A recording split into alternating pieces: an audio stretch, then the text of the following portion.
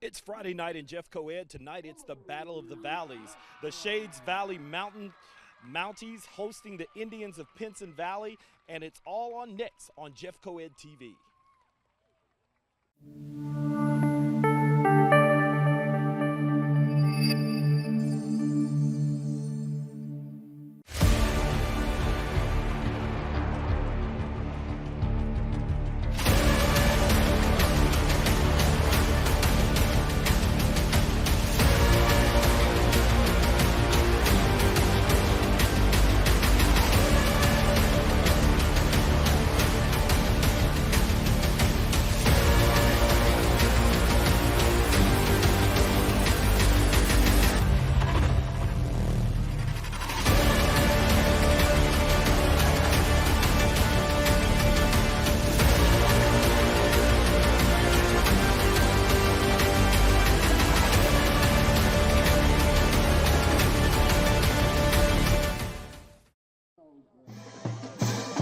It's happening here, and fans are filing in for the 7 o'clock kickoff tonight, but the party started here in Irondale earlier today. Check this scene out at Grantswood Community School earlier. They had their own pep rally, complete with the Shades Valley cheerleaders and band. Tonight, it's the Mounties hosting the Indians right here on Jeffco TV. Good evening, I'm Chris Osborne, and just like every week, we bring you great live football right here in Jefferson County on Jeffco Ed's Game of the Week. Again, it's a 6A Region 6 showdown in what we're calling the Battle of the Valleys. Both Pinson and Shades enter tonight's contest following a loss last week. Let's hear from both the coaches on how they plan to get past that hump in the road.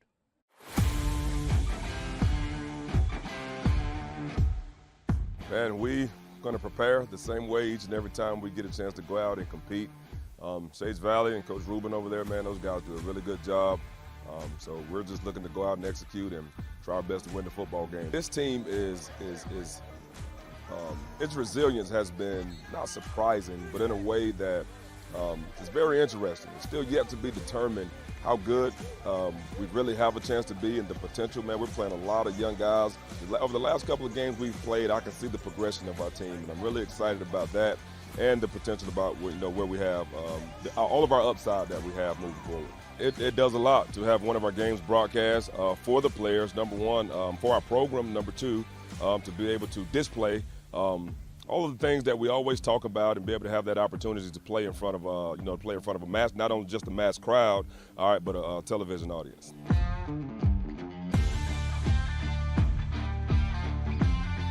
Well, Pinson's a good team. They're well coached. They got a big tradition over there. I'm sure they're going to want to come in and upset us and beat us. We just got to fight hard to try to put on a good showing in front of the home crowd. Continuing to fight. You know, things hadn't gone our way this year, but they haven't given up, and they've been in every game. So when it comes down to it, we just want to fight. It's just a blessing that the school system thought enough about athletics to invest the money in technology, and shout out to you guys for everything that you do covering these kids week in and week out. It's just awesome. These kids get a chance to be on TV showing their talents.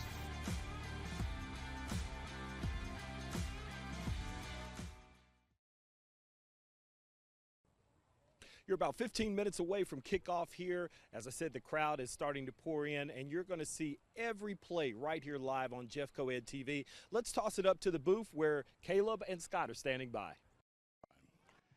Thanks a lot, Chris. Scott Griffin here along with Caleb Turrentine, and boy, what a game we've got tonight.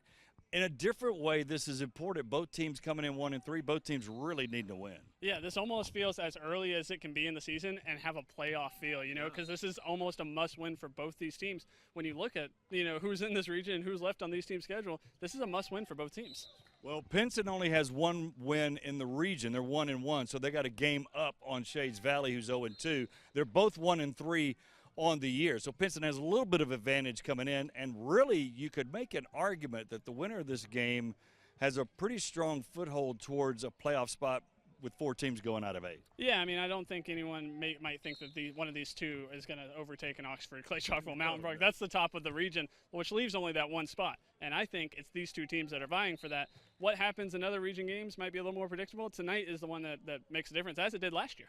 So let's take a look at those region standings. And to Caleb's point, I mean, Clay Chalkville, you don't really worry about that at all, as they're in the tops in the state in their particular region. You've also got Oxford and Mountain Brook there. But when you're talking about a Huffman, a Pell City, and then Shades Valley last, that's kind of the point.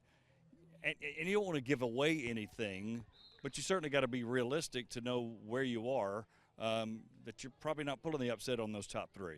Yeah, and I think with Pinson Valley, they've been in the playoffs, 14 straight years now. They expect it. Shades Valley has been on the outside looking in, and they remember last year's game where, it came down to last play, maybe a flag that they didn't like too much. That was a 3-point loss. That kept them out of the playoffs.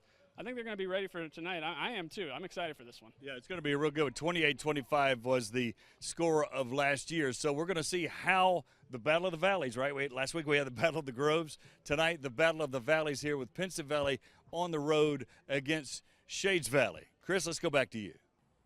We're just moments away from the kickoff, but we're going to take a short break. But before we do, let's take a moment to meet the Shades Valley Mounties.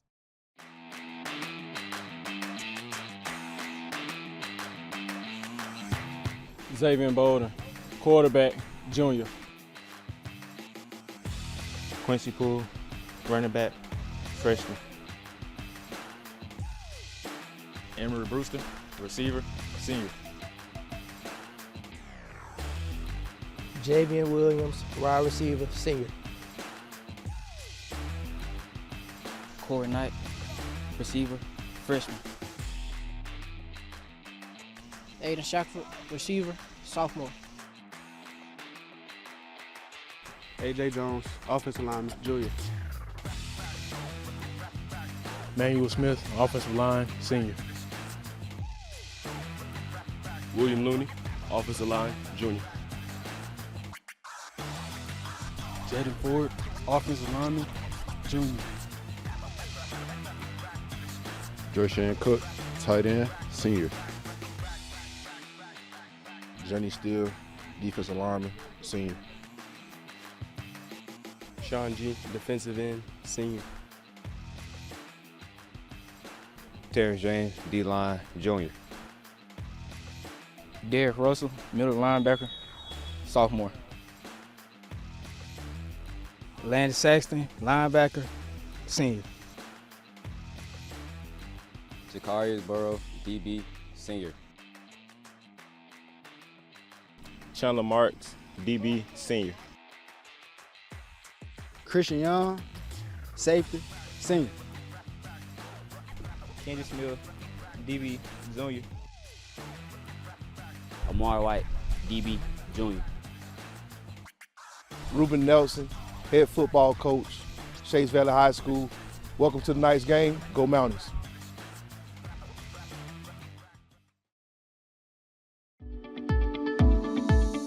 Hello, Jeff Coed family. We are excited to announce our signature academies. Here's what you can look forward to.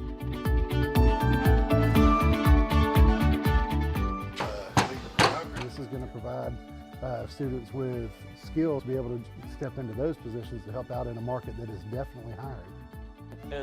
It's crazy how much hands-on you can do in here. I like that we do a lot of hands-on activities. We actually perform experiments that an actual lab technician would do in the lab, or a forensic technician or forensic anthropologist would do out in the real world. I do like this class a lot because it's getting information out to our peers, and it's fun. It's not just information, it's also activities. So letting people know, guys, this is a fun production to be in. I like culinary arts because I like trying new things and learning to make things for my family. I'm the future of the United States of America. Leadership is responsibility. So this is how it happens. In our course, we teach life skills, and everybody needs that. Once you leave school, you still got to present yourself in a professional manner. You still have to go and learn. And at the same time, you can be a mentor as well as role model. So today, we're preparing our surfaces. Arts everywhere. Someone had to design the floor for a table, a chair. We try to make it relevant to the students, and the students really drive that. I look forward to drawing on the computer, like graphic design, animation, or something else like that. We try to guide the students through so that they build their confidence and they find their voice. And this is just the beginning. Jeff Coed's Signature Academies. Learn today and experience forever.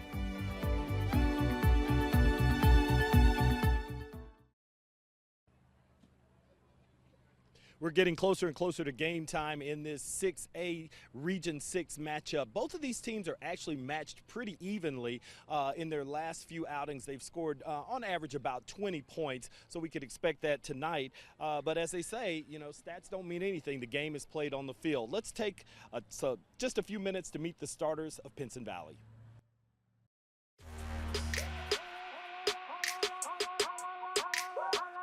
Jamison Green, quarterback, senior.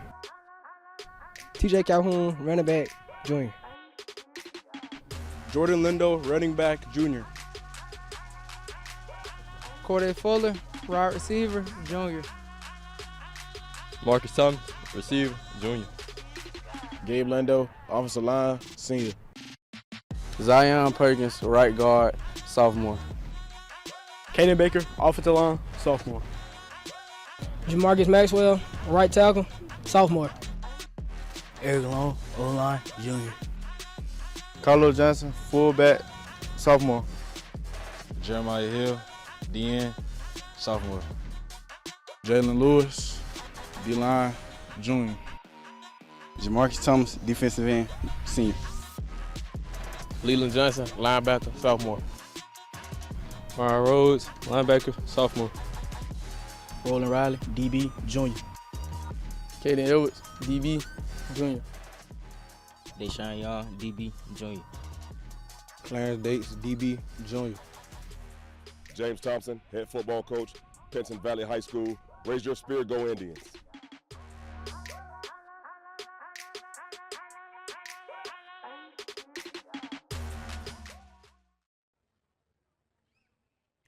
All right, we're back live on the field. Our game is just one of many happening in Jeff Co-Ed tonight. Starting in 6A, the undefeated Minor Tigers are taking their show on the road to Gardendale. Pleasant Grove, who we saw last week on Jeff Co-Ed TV, hosts Tarrant tonight. McAdory's at Brookwood. How about Corner? 4-0 so far this year, defeating Ramsey last week. Tonight, they're in Jacksonville. West Blockton's at Oak Grove. The Tigers looking to bounce back after last week's loss in the Battle of the Groves. Mortimer Jordan hosts Woodlawn. Center Point has looked good early. Tonight they are at St. Clair County.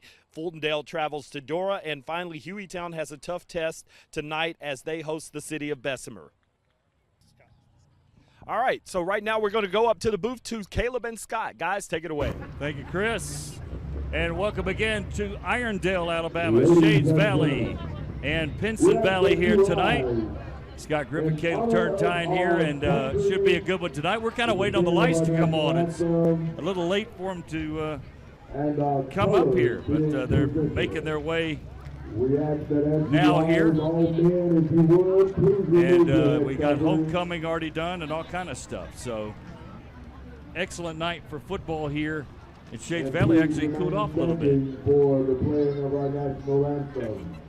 Tonight's color guard is presented to you by the Shades Valley.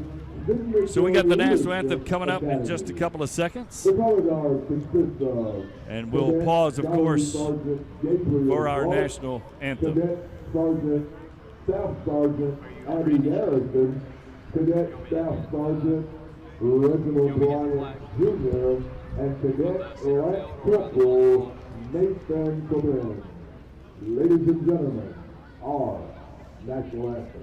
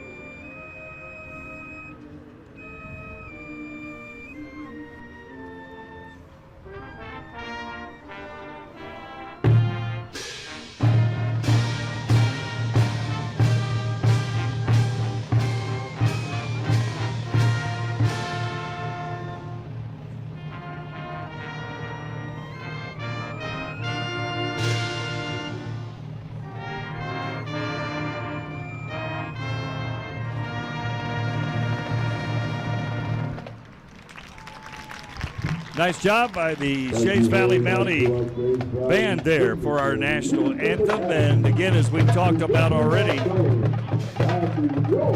we've got, we think it's going to be a competitive football game between two teams. They're going to really be battling, in all reality, for the number 4 slot in this region. Yeah, I think that's the biggest takeaway from this game is the fact that it's early. I know it's early, and I know it's too early to say that it's a playoff feel, a playoff, implication game. Every region game is, but in a game like this, when you have those top 3 teams so clear in a region, that doesn't take away from Shades Valley, Pinson Valley. That's just how good Clay, Chalkville, Oxford, and Mountain Brook are. Those are 3 teams in the top 8 of Class 6A right now. So yeah, there's no room for error when you're playing the teams, the rest of the region. And for these 2 teams, they feel that if they win this game, they put themselves in a great spot to be that number 4 seed. And I agree with them. So I think it's nice to have that kind of feel to a game this early in the season. Yeah, there's a definite importance here. Besides the fact they're both 1-3, and they obviously want to get a win. Shades Valley really needs one coming in with a 3-game losing streak. Let's go down the field. Chris Osmond for the pregame toss-up for the coin. I'm Mr. Johnson. Mr. Jackson, we are part of the officiating crew for tonight's ball game. Pinson, we're going to refer to you as the home team. It's a white team. You're going to be red all evening, okay? I asked for a captain and want one of you guys to come talk to me as soon as you possibly can. I'm going to face you to your sideline so your coach can have you make a decision whether you want to accept or decline the penalty. Once we start marking that penalty off, it's going to be too late to change your mind about whether you want to accept or decline, okay? On this coin, this head, that's tail. Just obvious for you, tails, head. When I ask you, I'm going to ask you what you want, and I want to say it loud enough so Mr. Jackson can hear you, okay? Y'all been chosen captain for a reason. We want y'all to control your team before we have to get involved in it, okay? Hey guys, y'all got anything y'all want to say to each other? No. If not, because during the ball game, we're going to ask that white talk to white and red to red, okay? Anything you need to ask, Mr. Jackson? Young man, what you want on this corner? Head. He said head. Heads it is. What you want? Defer. Going to defer their choice to the second half. One, the toss is going to defer. We're going to give you the ball. Which goal you defend? Turn your back that way. Pardon me? Y'all face him.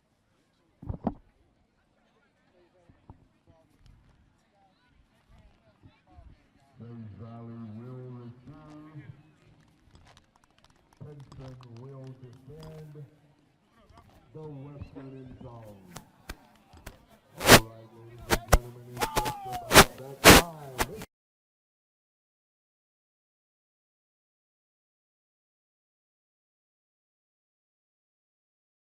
Trying to steal some early momentum. We've seen Shades Valley play some good football this year, but they struggle to play from behind. And I think that's a big thing. I think if Pinson Valley can get to an early lead, it's going to put Shades Valley in an uncomfortable situation. We know they like to run ball. We know they're down to just one running back as well, or one of their main running backs. And so, yeah, I think Pinson Valley getting their defense out first. They're trying to set the tone. And I always like seeing in high school football when they run out right next to each other like this. A little bit more fire, you think, is going to break out. Both these teams have struggled in their losses as well. Shades Valley's only scored a total of 40 points in their 3 losses, and Pinson Valley has only scored 37 points in their losses. So when they've had trouble scoring, to your point, they've had trouble staying in games. Of course, you can look at it other ways, too. They obviously gave up a lot of points defensively as well in those games. Yeah, and I mean, Pinson Valley, they both played difficult schedules. Shades Valley has gotten their tougher side of the region play, already playing Oxford and Clay Chalkville. But Pinson Valley, it wasn't just their region game. They played Central Phoenix City and Gardendale in non-region games. They host Hewitt Trussville next week. I mean, they're not giving themselves a break. It strikes me as the kind of team that will get better with that kind of competition. But when you have a game this important, I don't know, maybe you're sitting here wishing that maybe you didn't schedule those games so early in the season. Have a little bit more confidence going into this one. No doubt about it. And here comes the Pinson Valley Indians in the road white with the dark helmets. Of course, Shades Valley will be in the home colors with that maroon and black. Black helmets, black pants as well.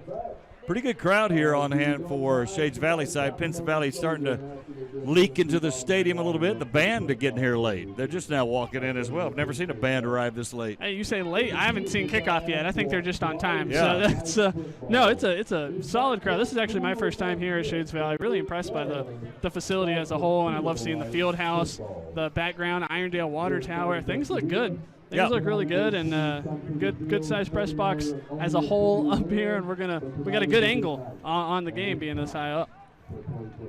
Yeah, I've seen a guy named Deron Payne work out in that weight room. He was pretty strong. He's okay. When okay. I was watching him throw around 405 like it was warm up. So I promise he can do more than that now. Very, very cool. So in any event, Pinson Valley will kick it off to Shades Valley. Here to begin our Jeff Coed TV Game of the Week.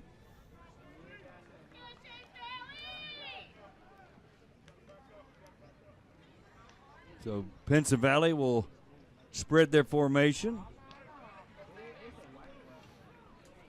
and kick it away. And doing those honors will be Zachary Simmons, a junior, to kick it away for the Indians. Kind of like the two-tone turf there. Kind of a squabbly kick. It just runs out of bounds. So kind of like it was a halfway of onsides and a deep kick, and it did both and went out of bounds. Yeah, and it's maybe going straight at a guy there and trying to kick it into that front line, maybe get a bounce, and he got a wrong bounce. I think it just bounced poorly. And it looks like they might make him tell kick them it to again. re-kick it. Yeah, they got to move him back. He had set up at the 40.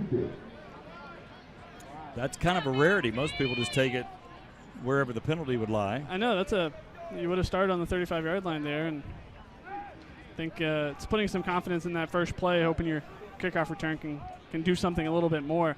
Be interested to see what Pinson Valley's kickoff strategy is now, if they try the same kind of squib kick or if they just let him kick it deep. Jacorius Burrow is the deep man for the Mounties. So here comes Simmons again, and another squabbler that will get down to the 26. Is picked up on the run, and he's got room on the outside. That's a great open field tackle by the Indians to get down a very loose runner.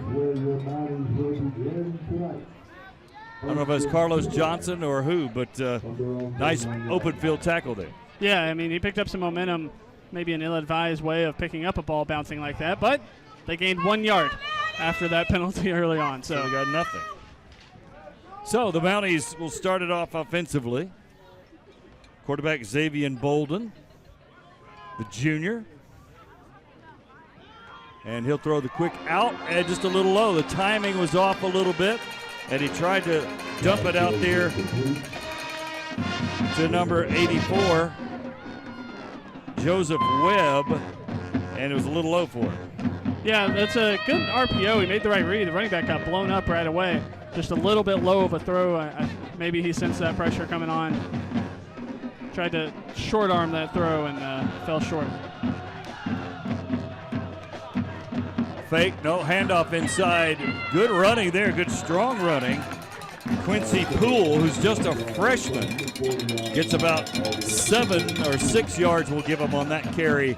Strong inside that left tackle. Yeah, Quincy Poole was important in Shades Valley's season opening win over Woodlawn. He had 2 rushing touchdowns. Jordan Clark had 3 rushing touchdowns, but as you saw earlier, Poole has moved into the starting role, and he got the start here. Got a first nice run on his first carry. Play action. They throw it out. That's the other tight end, Drayshawn Cook. They've got 2 tight ends they like to play, and Cook's got the first down for the Mounties. Quick third down conversion. More or less the same play all 3 times. I think you're going to see a lot of that and trying to keep up with where the ball is and seeing all the different options that the quarterback has on these RPOs, whether their RPOs are letting him do it or if it's a planned play. So far, so good. High snap, but caught by Bolden. This time look left, running right's got room and runs out of bounds at about the 47-yard line. So he'll get another 6 on that carry. Looked like he wanted to go there and just wasn't there. Yeah, I felt like he had an extra blocker on the edge, and the Poole, who he faked it to, kind of thought the play was going to the other side. He slowed up, and before he knew it, his quarterback was running right past him. So good drive so far for the Mounties. 2nd down and 4 from the 47. Perfect snap that time. Poole inside, dragging a runner, but he got knocked backwards, coming up hard. Clarence Dot came up. Yeah, that's a hard run to get no yards off of. He was hit in the backfield, dragged one guy back up to the line of scrimmage, but then got a pretty good pop by the defensive lineman. And now they're in another 3rd and 4 situation. And that's Clarence Dates, I should say, not Dates, from the cornerback position, coming up to help on that tackle, knocking him backwards. 3rd and about 4. Poole again, left side. Cut inside, but stopped there with great momentum as Pinson Valley gang tackled him. And the first one there looked like Roland Riley, perhaps, and some others coming in there. Flag came in. Also, I should say, Jamarius Johnson. Sorry about that, Caleb. Yeah, flag came in just a little late. It looked like it could have been on anybody. I mean, that's where the bulk of both teams were on that play. The flag came in before the tackle, though. Don't know if there was a hold on the edge. And now Pinson Valley will have a decision to make on whether to accept this penalty to back them up or decline it and set up a 4th and 4. I'm not sure what Shades Valley would do at that point. Here's the decision. So it's going to go against Pinson Valley. They got a hands to a face penalty. Hands to the face, so that'll be a 1st down for the Mounties. Be sure to join us next Friday night. We go to Minor. The Tigers 3-0 as of now. Next week they host Ramsey. You're going to see every play of that one. That's a big one. It's going to be right here on Jeff Coed TV. Chris will get you started at 6:40 with a pregame show, and then Caleb and I will join you for the kickoff at 7 o'clock. 1st down and 10 for Shades Valley. Again, battle of teams 1 and 3.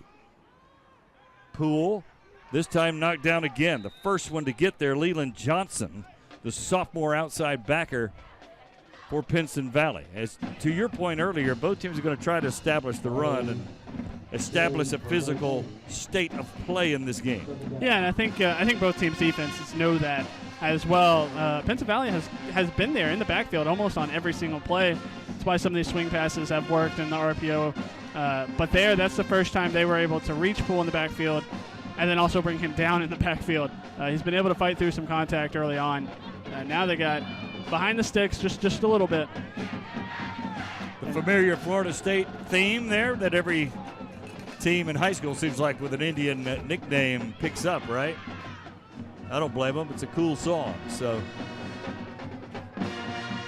2nd down, and we'll call it 10 again. Handoff Poole again, and he's stopped again. He might get 2 or 3, though. Just look at that leg drive, continuing to push forward. But coming up with some help from his friends, Jeremiah Hill, the sophomore defensive end. Mariah Rhodes also in there. Yeah, we're talking about a freshman here with some strength to carry 2, 3, 4 linemen at a time. You can see why he's moved into that starting role, being the main back. Even with Jordan Clark back there in the backfield with him right now. So we got about 3 or 4 on that one. The chains say 3rd and 8. It looks like more like 3rd and 7. I don't think it's right up there where the line of scrimmage is. Poole again running up right up the middle, and he'll be close to a 1st down, still fighting his way. He just does not want to go down. Yeah, I like that play call a lot because I think Shades Valley knows in that situation they're thinking 4-down territory. Yeah, 2 plays, right? You cut that down, more than in half. He picked up 5 yards there, and now it's a very manageable 4th down. And I think they're going to hurry up. They might run the exact same play. Might just draw him offside. We'll see.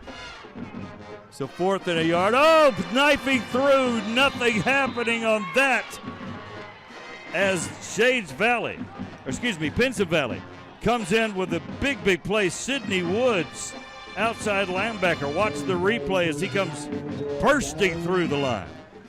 You know, I like the call on third down to cut that in half, but on fourth down you have to be more creative. I don't think even rushing up to the line of scrimmage, doing the same play that you essentially ran, every play of that 10-play drive, you had a 10-play drive and you moved the ball 25 yards. I think you have some success there, but if you're going to go for it in that situation, you got to take advantage of that drive and flip the field maybe a little bit. Now Pinson Valley has great field position on their first drive. So they come out with Jamison Green, the senior, and he tosses back to the speed back, and he's knocked down immediately. Jacarius Burrow came up rudely to knock down T.J. Calhoun, it looked like, for a loss of a couple. Yeah, Calhoun is he's the guy, like you mentioned, a speed back. That's the one that you're going to see a little bit more on those sweeps. And then when Jordan Lindo comes in the game, you might see a little bit more of the power run. Although, good run there by Calhoun as he gets the lost yardage back plus about 5.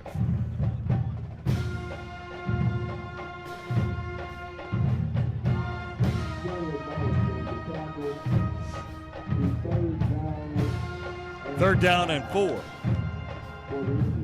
They got to get to the 50.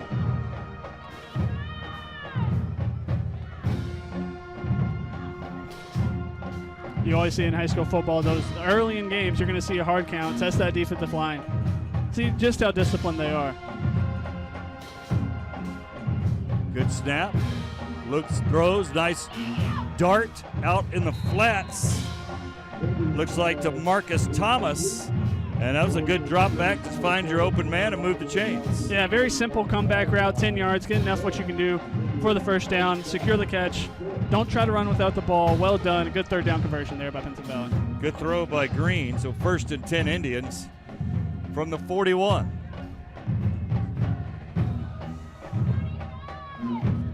They throw it out in the flat. And, boy, picking up a big chunk. Flag comes in late. I don't know if that's a block in the back or a hold, but it was a nice swing pass. Yeah, I think they're going to get him for a hold on the edge. I think when you go to the edge, as often as Pinson Valley likes to do, you're going to see some of those calls. It's tough to block on the edge without grabbing a hold of some jersey. You're going to see the replay here. Great swing pass. Got him in stride. I think you see that hold there well past the first down marker, actually. He would have probably picked up 10 yards even without the hold. Christian Thomas was the man with the ball, but that'll come back. It's 1st and 10 again, basically from the 41 again.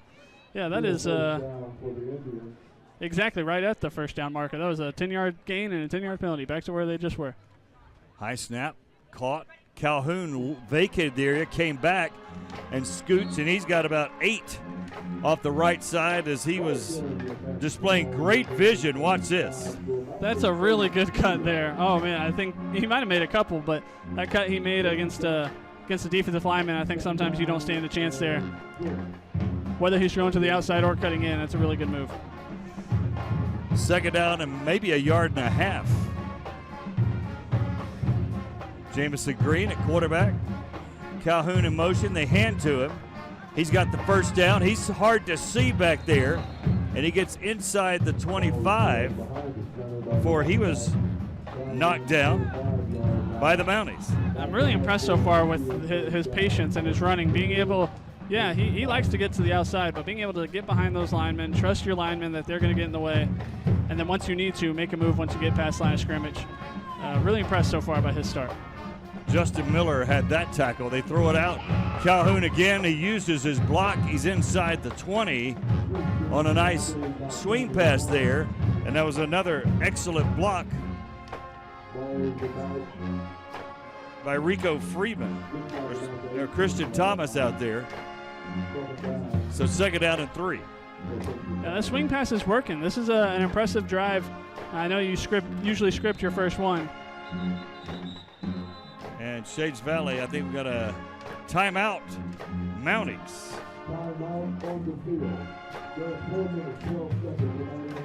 So timeout on the field. So we'll take a time to tell you about. Ladies and gentlemen, we welcome you all to Homecoming 2024 here at James Valley. We're excited to have all of our former. You know, football is just one of the programs available on Jeffco Ed TV. Right now, a new episode of Storybook Adventures has dropped. Jeffco Ed's child nutrition director, Dr. Beth Miller, shares her next book, Maddie's Fridge. It's a book beautifully that addresses the challenges of childhood food insecurities, the importance of reaching out for help. It tells the story of two friends supporting each other and sheds light on when is the right time to speak up and lend a helping hand. You can watch Storybook Adventures by downloading the Jeffco TV app on Roku, Amazon Fire, Apple TV, or point your browser to jeffcoed.com/TV. Second down and 4. Green drops back. He's going for it all in the corner. Beautiful pass, but a little bit too deep. But he threw it up there where his guy had the chance, but just a little too deep for everybody on that play. Yeah, it's good defending there. They obviously saw something. He was playing the outside. He was playing above the receiver there. So that's easy to defend a fade when you have your positioning right. If you're too far inside, that ball's going to be thrown over you. Too far underneath, I mean, they could go any which way. Really good defending, especially in man coverage there in the corner of the end zone. We'll go to Chris in just a moment on this third down and 3 first. Green, no, that's actually Thomas, I think, wasn't it? Who was that? Or Williams? Somebody besides Green took that snap and didn't get it. Let's go to Chris Osborne on the sidelines. Chris. So just some early observations. Part of the reason that timeout was called because of personnel issues. So certainly Shades Valley is trying to make sure they have the right personnel on the field at all times. Pinson Valley is going to have to be careful. A lot of those snaps have been very high, so they're going to be trying to dodge disaster and get those snaps right to the quarterback where he can handle them. Back to you guys in the studio. Green drops back, got a man again. That same play that worked for a first down before goes right through the hands of the intended receiver. And so Shades Valley will come away unscathed. That was Rico Freeman who dropped that one. Yeah, again, that's a really good play call. I don't mind even going for it on fourth down there. I think you could see when he turned in his route, he slipped a little bit. He was open. That threw him off. That ball came in kind of hot. He got both hands on it. I think every coach out there will tell you you should catch it if you get both hands on it. But he was rushing to get his feet under him before that ball got to him and just threw off his timing, turned into an incompletion. It was a first down just a few minutes ago with that same exact pattern. Mounties come back with their second drive from the 20. Bolden has a man inside, but it hits the turf. So that's incomplete. Second down and 10. I think that was a little bit fortunate for the Mounties. That throw was a little bit too far inside. If that had the air under it that it needed to be completed, I think it would have been intercepted. The fact that it was low, it was too low for both the receiver and the defender, and it worked out to just be an incompletion as opposed to a turnover.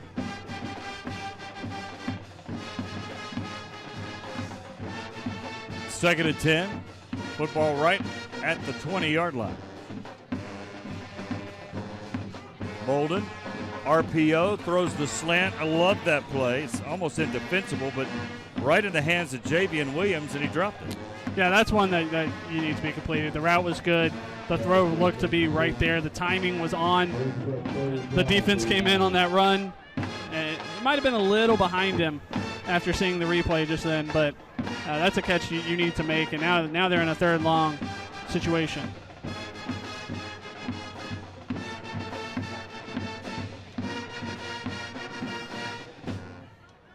Third down and 10.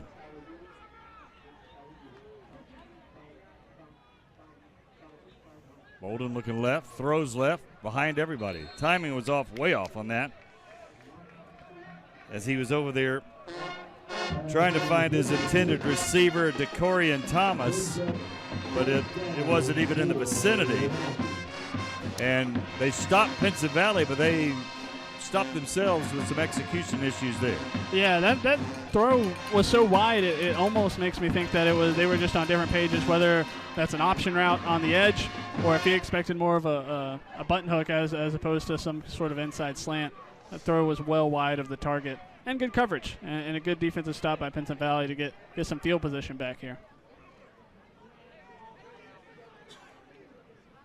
So Shades Valley will kick it away.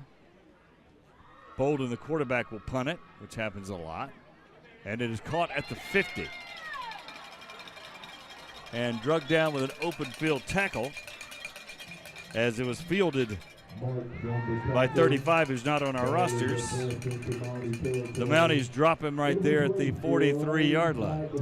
And that's what I was talking about in that early first possession for Shades Valley. They had an opportunity to control the field position in this first quarter. Again, I don't mind going for it on 4th and 2. But if that was going to be your play call, you lost 5 yards, and that's what it ended up getting back to. And that has kind of changed the game. And I hate to say it, but if you punt it in that situation, you probably feel a lot better about how this first quarter is going based off field position alone. So back comes Green and the Indian offense. This time handing to some fresh legs.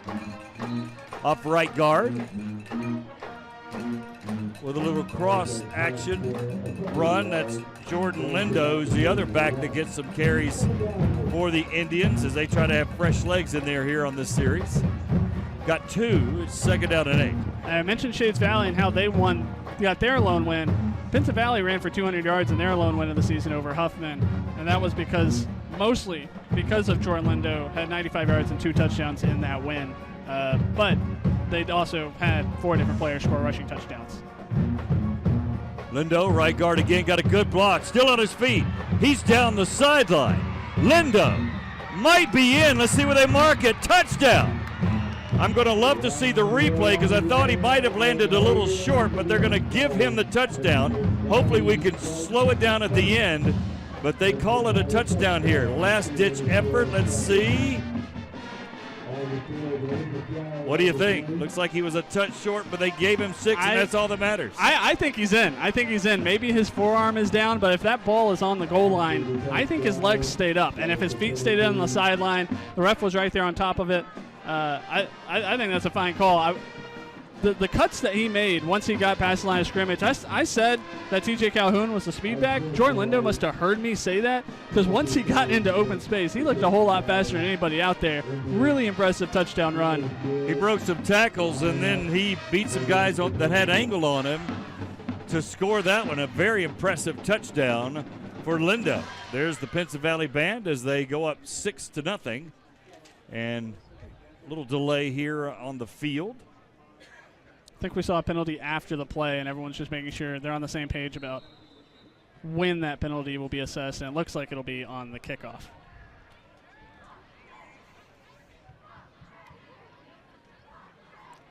So coming on for the kick.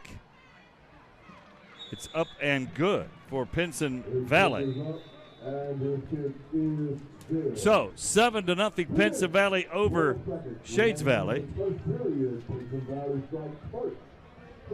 Next Thursday, September 26th, we hope you'll join Jeff Coed and other school systems across the area as we look to raise awareness for childhood cancer. You might not realize it, but every year, more than 500 children in the state of Alabama undergo cancer treatments. Give Hope Day, Thursday, September 26th. Mark it on your calendar. It's the day we encourage all students and staff members to wear gold or yellow as we stand in unity with those brave children battling this horrible disease. And on that note, I wanted to mention, and he's not a child anymore, but Pleasant Grove's graduate Christian Lewis plays for Troy University. He's missing this season because of cancer treatment. He tweeted out today that he is done with his treatment. He finished up his last treatment, and he is 100% cancer-free. Awesome. So I'll give a shout-out to Christian Lewis and Pleasant Grove Spartans and Troy University. Go Christian. So the penalty was against Pinson Valley, maybe a celebration because they're back to the 25 to kick this one away. So the deep man, Jacorius Burrow, who's normally at about the 5 or so, is at the 25. Now he's backing up. I don't know why he's backing up. We'll see if they squib it or actually kick it deep this time. He is catching at the 22. Straight up the field like a beeline, and he gets beehived, knocked down there, close to the 40. Nice tackle by the Indians, but a good return, about 19 yards for Burrow. Yeah, that's good to be able to get some field position back. Like I said, that could be a big difference in a run-heavy game and a run-heavy offense. I will say, I think Shades Valley might have gotten a little lucky there. One of the return men was waving his hand, and it was just a point. But a ref easily could have said that's a fair catch signal, and they'd be all the way back at the 20. You got to be careful with stuff like that. But nonetheless, good field position to start this drive. Clarence Dates made that last tackle. 1st and 10 for the Mounties, who have moved the football a little bit here today. Not the last drive, but the first drive certainly did. Handoff again to Poole. He's been successful, but he has stopped right there. A bevy of Indians come up, led by Jamarcus Johnson, the defensive end, number 0. Boy, I'd love to see a replay of that shot maybe, but it looked like a defensive lineman had his hand around a blocker and grabbed a hold of his jersey. If you see him come down, he grabs him right there, and he is holding on tight. That's number 11, pulling him all the way back. That's a strong play right there. Had a hold of Sidney Woods. 2nd down and 10. Bolden hands off again, fresh legs in, and a little bit better result there as he handed to Jordan Clark for that run. Yeah, I mentioned Clark earlier. He might have lost a little bit of carries to Poole, but I think that's a great idea to get him in there. Not just fresh legs, change of pace back. Poole was struggling a little bit to get some yards. I think that's a good idea to get him in there. 3rd down and 3 for Shades Valley. Bolden, RPO, knocked down. I didn't see who got the hands on it. That was a pretty impressive play. I mean, I think that's DeMarcus Walder. That's one of those things you do on the edge. When you start seeing these RPOs, you're on the edge and you're waiting for either someone to come around that edge with the ball or that quarterback to throw it right to you, and he got his hand in the way. That's a good play, quick reaction you have to be able to bat a ball down at the line of scrimmage. Now Pinson Valley will put 2 deep. It's only 4th and 3, so I might keep an eye on this as they have 9 up and 2 back. And didn't know if they were going to get a timeout or not. Took a while to set up that punt. Timeout on the field. Shades Valley. We'll take a break. 7-0 Pinson Valley. You're watching the Jeff Co-Ed TV Game of the Week.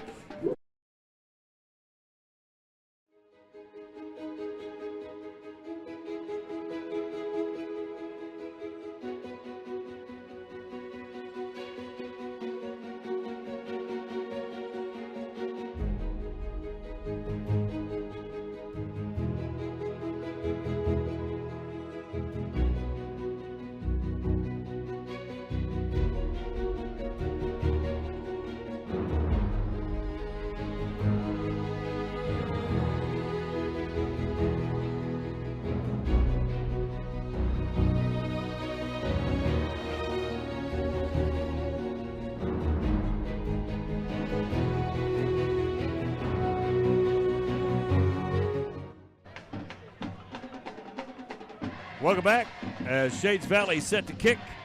50 seconds to go in the first quarter that they've moved the football on, but haven't scored. Pinson Valley with a big play, scoring on their last drive. And that has the Indians up 7-0. It is a punt. And it's fielded at the 21. Boy, great open field tackle there. That's by the Shades Valley Chandler Marks, a senior strong safety. That looks like the kind of play the punt returner got directions to say, hey, this is a return right. We're going to have this set up on the return right. But if you just look up, his space was on the left side. He probably had 10, 15 yards.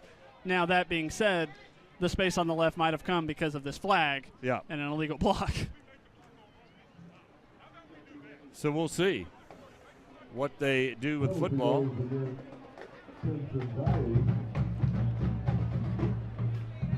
He pointed towards Shades Valley, but the PA announcer said Pinson Valley. So I want to see where they mark this football as they move Pinson Valley back. He pointed towards Shades Valley, but they meant Pinson Valley, and that'll set him back at the 9-yard line. Good look at Ruben Nelson, the head coach of Shades Valley. And for all those pro punting people, that right there is why you do it. That's the worst field position of the day so far for Pinson Valley. So Green back in at quarterback. Hands off, and good penetration that time by the front four of the Mounties. Coming in hard for Shades Valley was number 35, Justin Miller, defensive tackle. Second down and 8. We'll see if they run a play. We got 14 seconds to go. Looks like they will. Green takes the snap, hands off. Better room this time, and he might have a first down. He does have a first down past the 20 to the 21-yard line. So the Indians get a first down, and we are at the end of the first quarter. The score, 7-0 Pinson Valley. You're watching the Jeff Co-Ed Game of the Week.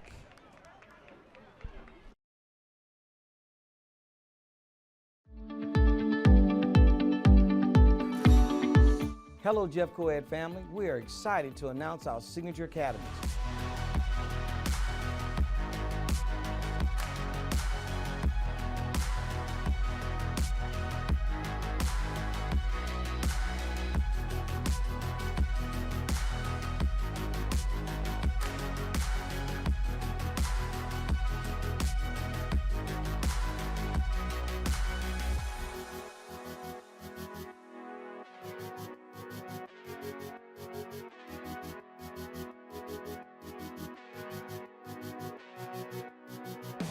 Jeff Co-Ed's signature academies.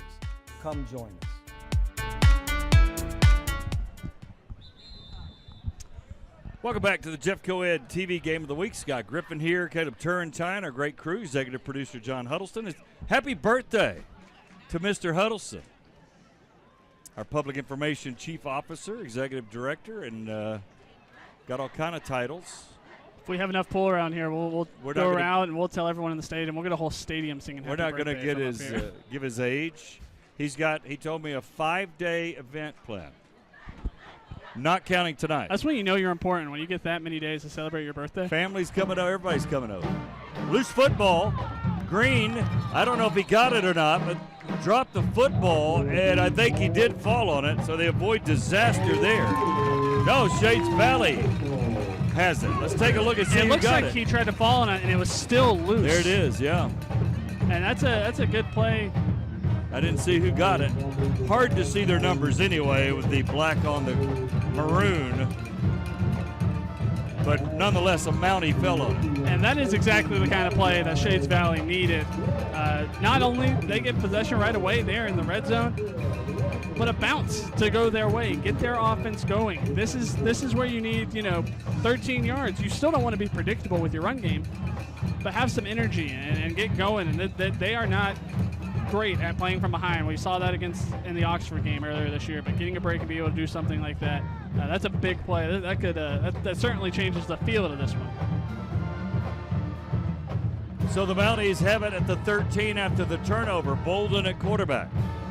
3 wide receivers set, of course, flanked by Poole. Throws the fade in the end zone. Touchdown!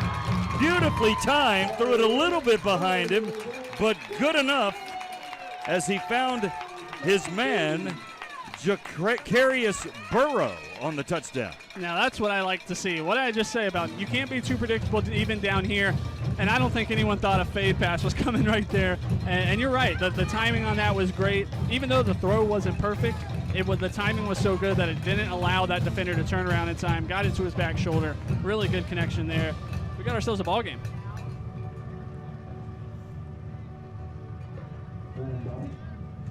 So Shades Valley will come on to try to tie it with their kicker, Woolman Guerrero. Flag down again. unsportsmanlike conduct against Shades Valley. So both teams have had unsportsmanlike conducts that'll be enforced on kickoffs.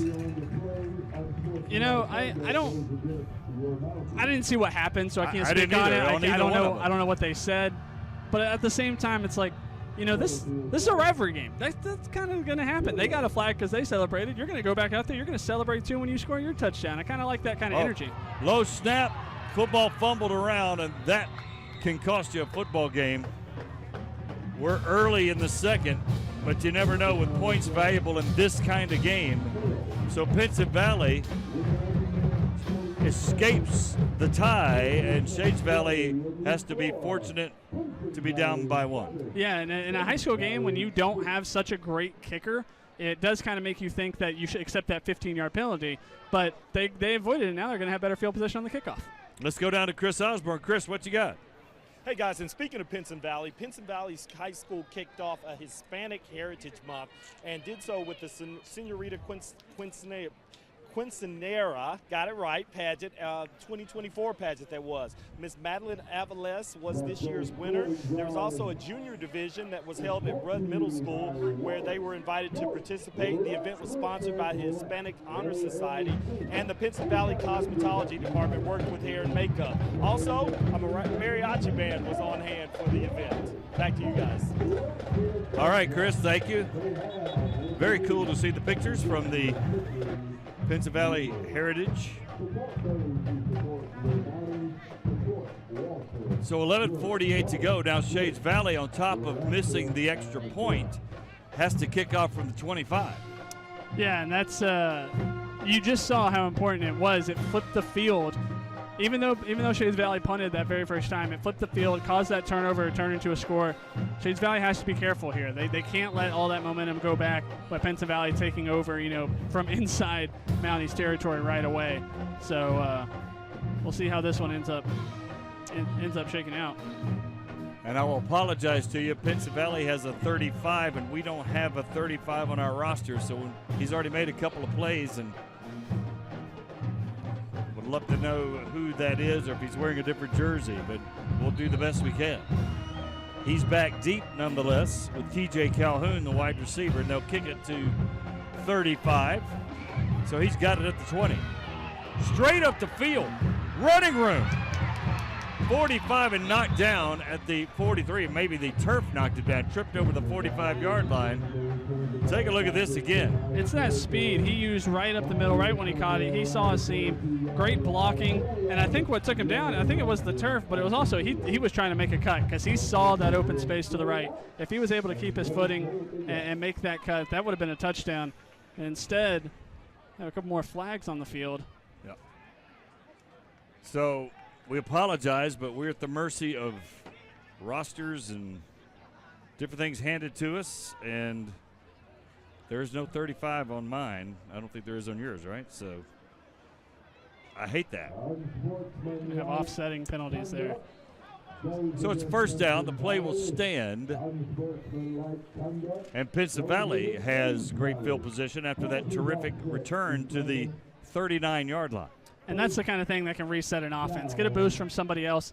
They just had a turnover, but now they can get back and have a little bit more confidence. You're starting in plus territory. You have 39 yards yourself to get into the end zone. Justin Miller is the number 35 who ran that kick back. That's good to know. I feel like we'll be calling his name a couple more times before. And he is not in the 30s on my roster, so good to know. Justin Miller.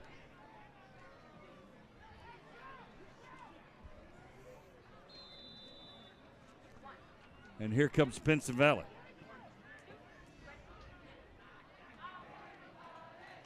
Handoff inside. Calhoun makes one guy miss, but knocked down pretty quickly there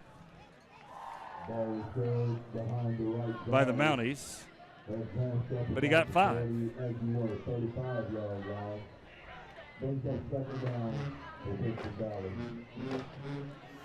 Calhoun has had a good game. I'd be surprised if they went away from him too much on this drive unless they're trying to take a shot down the field.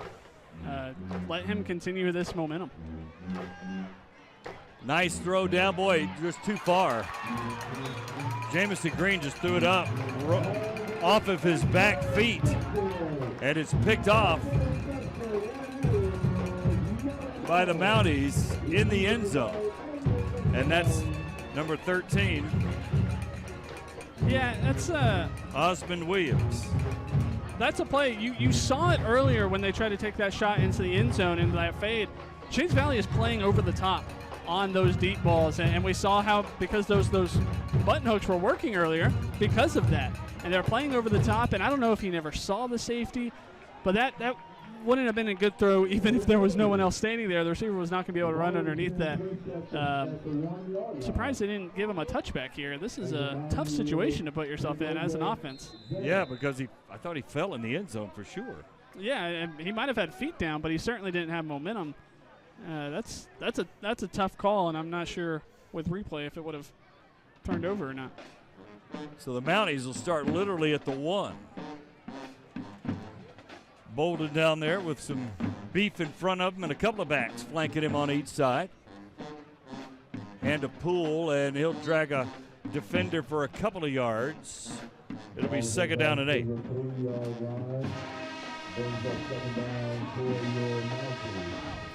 Yeah, you're gonna see these heavy sets down here at the goal line. Have 2 running backs. Make them predict which one you're going to hand it to, and maybe you can get out of your end zone at the very least to have a better punting situation, maybe even pick up a first down.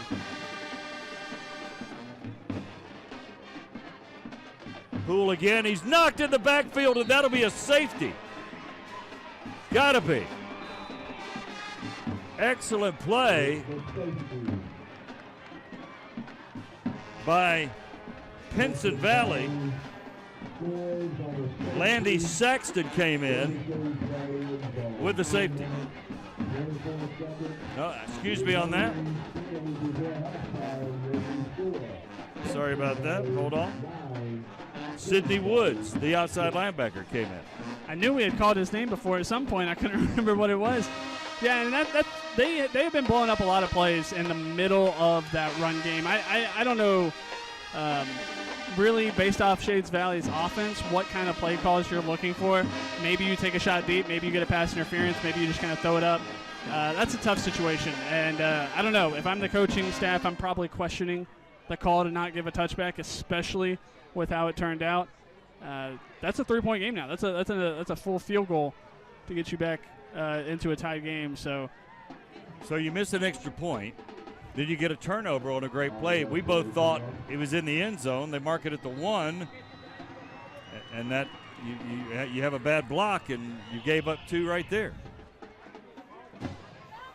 So here come the Indians. Calhoun going on the left side. Still on his feet. Flag down. I think they're going to call a horse collar, although he wasn't successful. He's still on his feet. But a flag came down very late by the head umpire, and the only thing I can figure is yeah, it looked. But he didn't get it. It looked like an attempted horse collar. Slow it down right here. Slow it down. Maybe slightly. It looks like they might get a hold, actually, more so in the middle of the field I saw on that replay. He threw it about the same time as that horse collar, but it looks like it's a little further up the field. We'll see what this call is.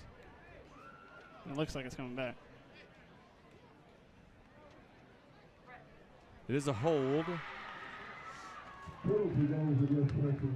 So that will come back after the outstanding return by Calhoun.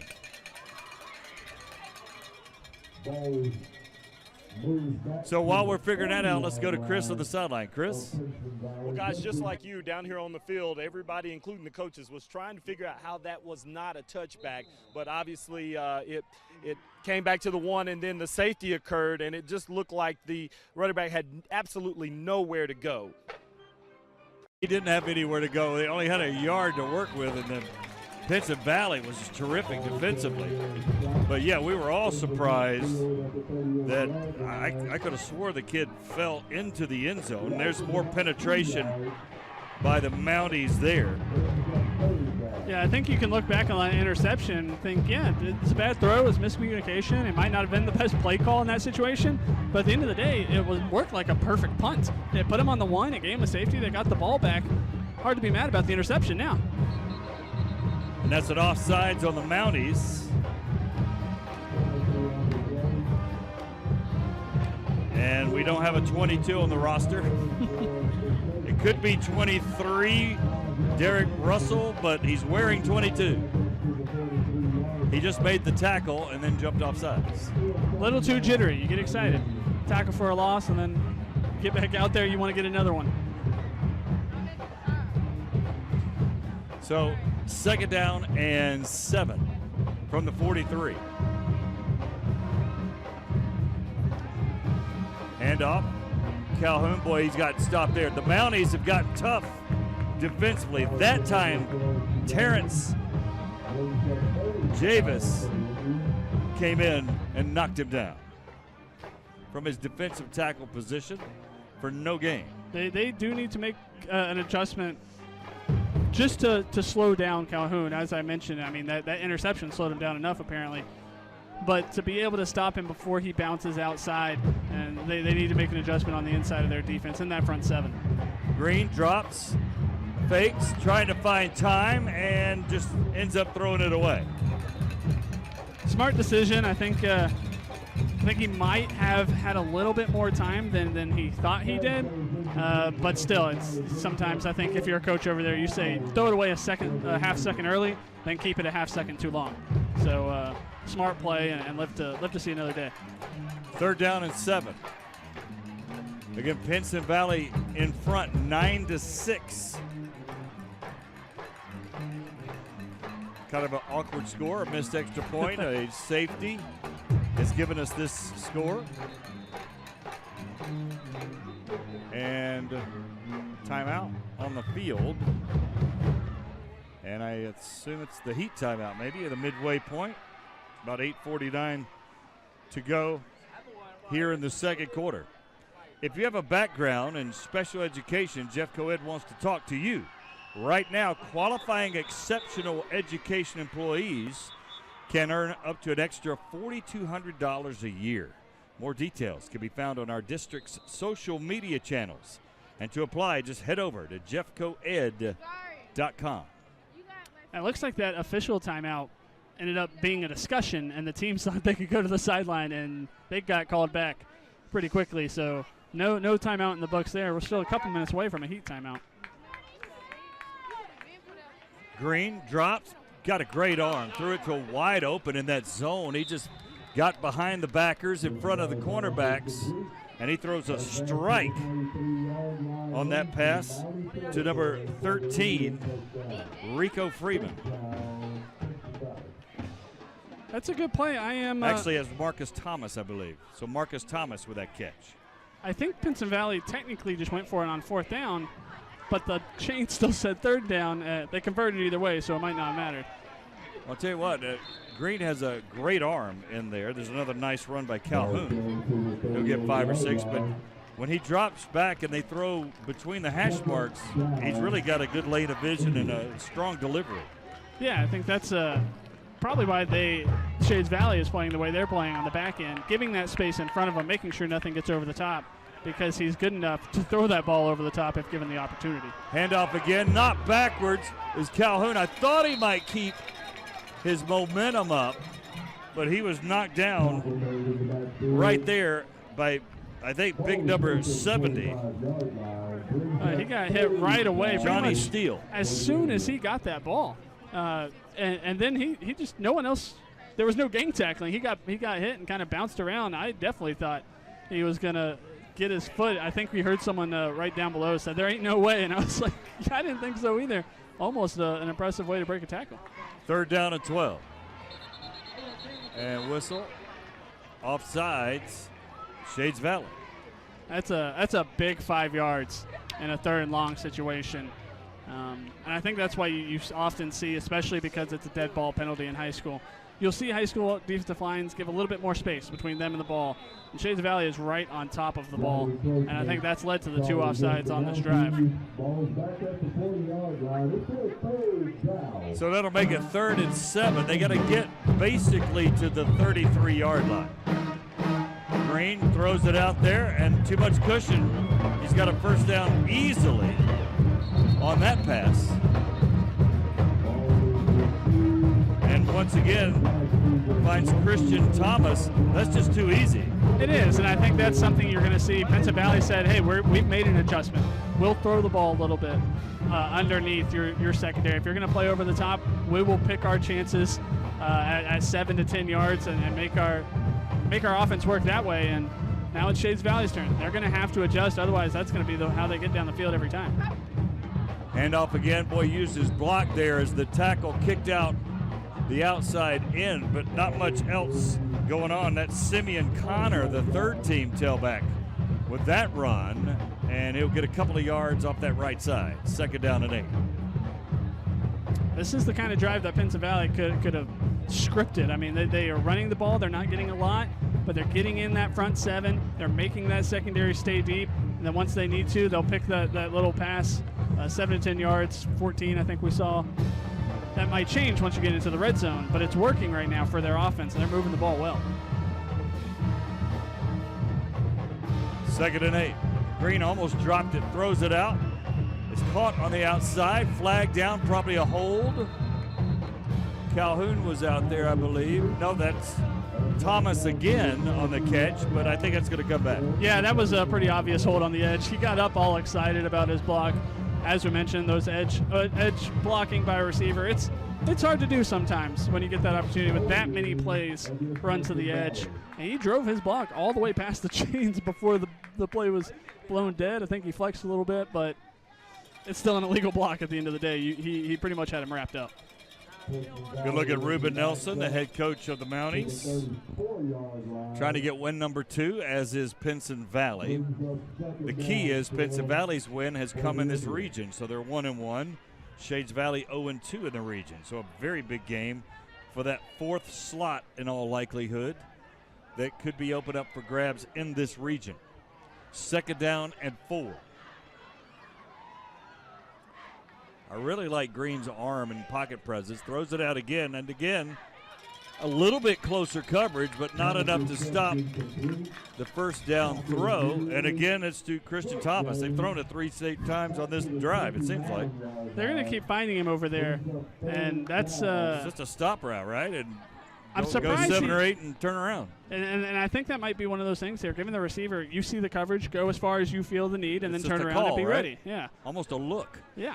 And it's worked. And I think now you don't see the safeties nearly as far back. You might get a shot over the top at some point. This might be the time to throw it on 3rd and 9. 3rd and 9, and everybody's playing up. You saw it's not cover 2 at all. It's like quarters, and everybody's playing within 10 feet of the snap. Somebody could get Makes behind it look like that 3rd and 1. Yeah, could get behind that pretty quickly. But maybe on 3rd and 14, you see that secondary drop a little bit more. yeah, flag down.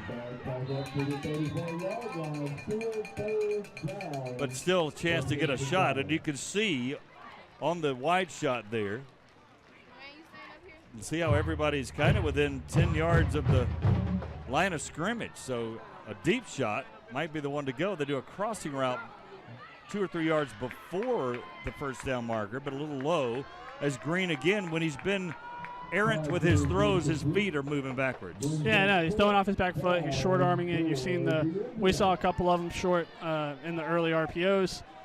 Those on the slants. The one that he, threw too long was the one that was intercepted. He's now 5 for 10 in the game.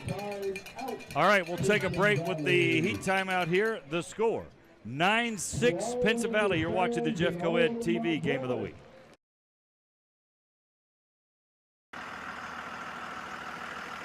It's an underrated job for everybody else, but for us, it's the best job in the world. Bus drivers are doing a tremendous job in receiving kids each day with a smile, sending them home each day with a smile, making a difference in their lives. Kids will remember some teachers, but they'll usually always remember their bus driver because the bus driver's with them for so long. I mean, so many years of their life.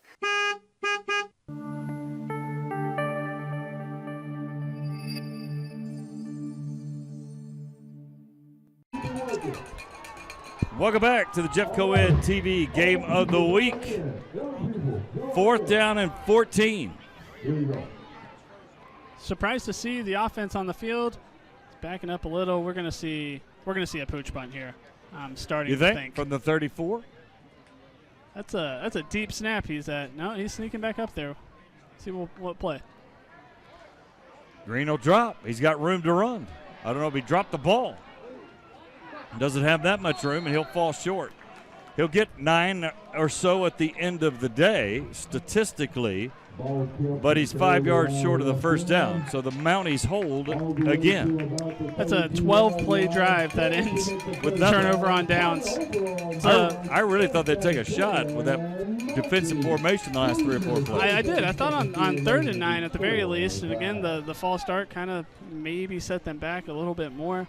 And then they tried to take advantage of it. Another underneath pass just fell short of that. So I don't know. I think you're a little upset, obviously, with how it ends, but I think you might have found a rhythm on offense on that drive if you're Pinson Valley, mixing the pass and the run much better than they did early on. So here come the Mounties.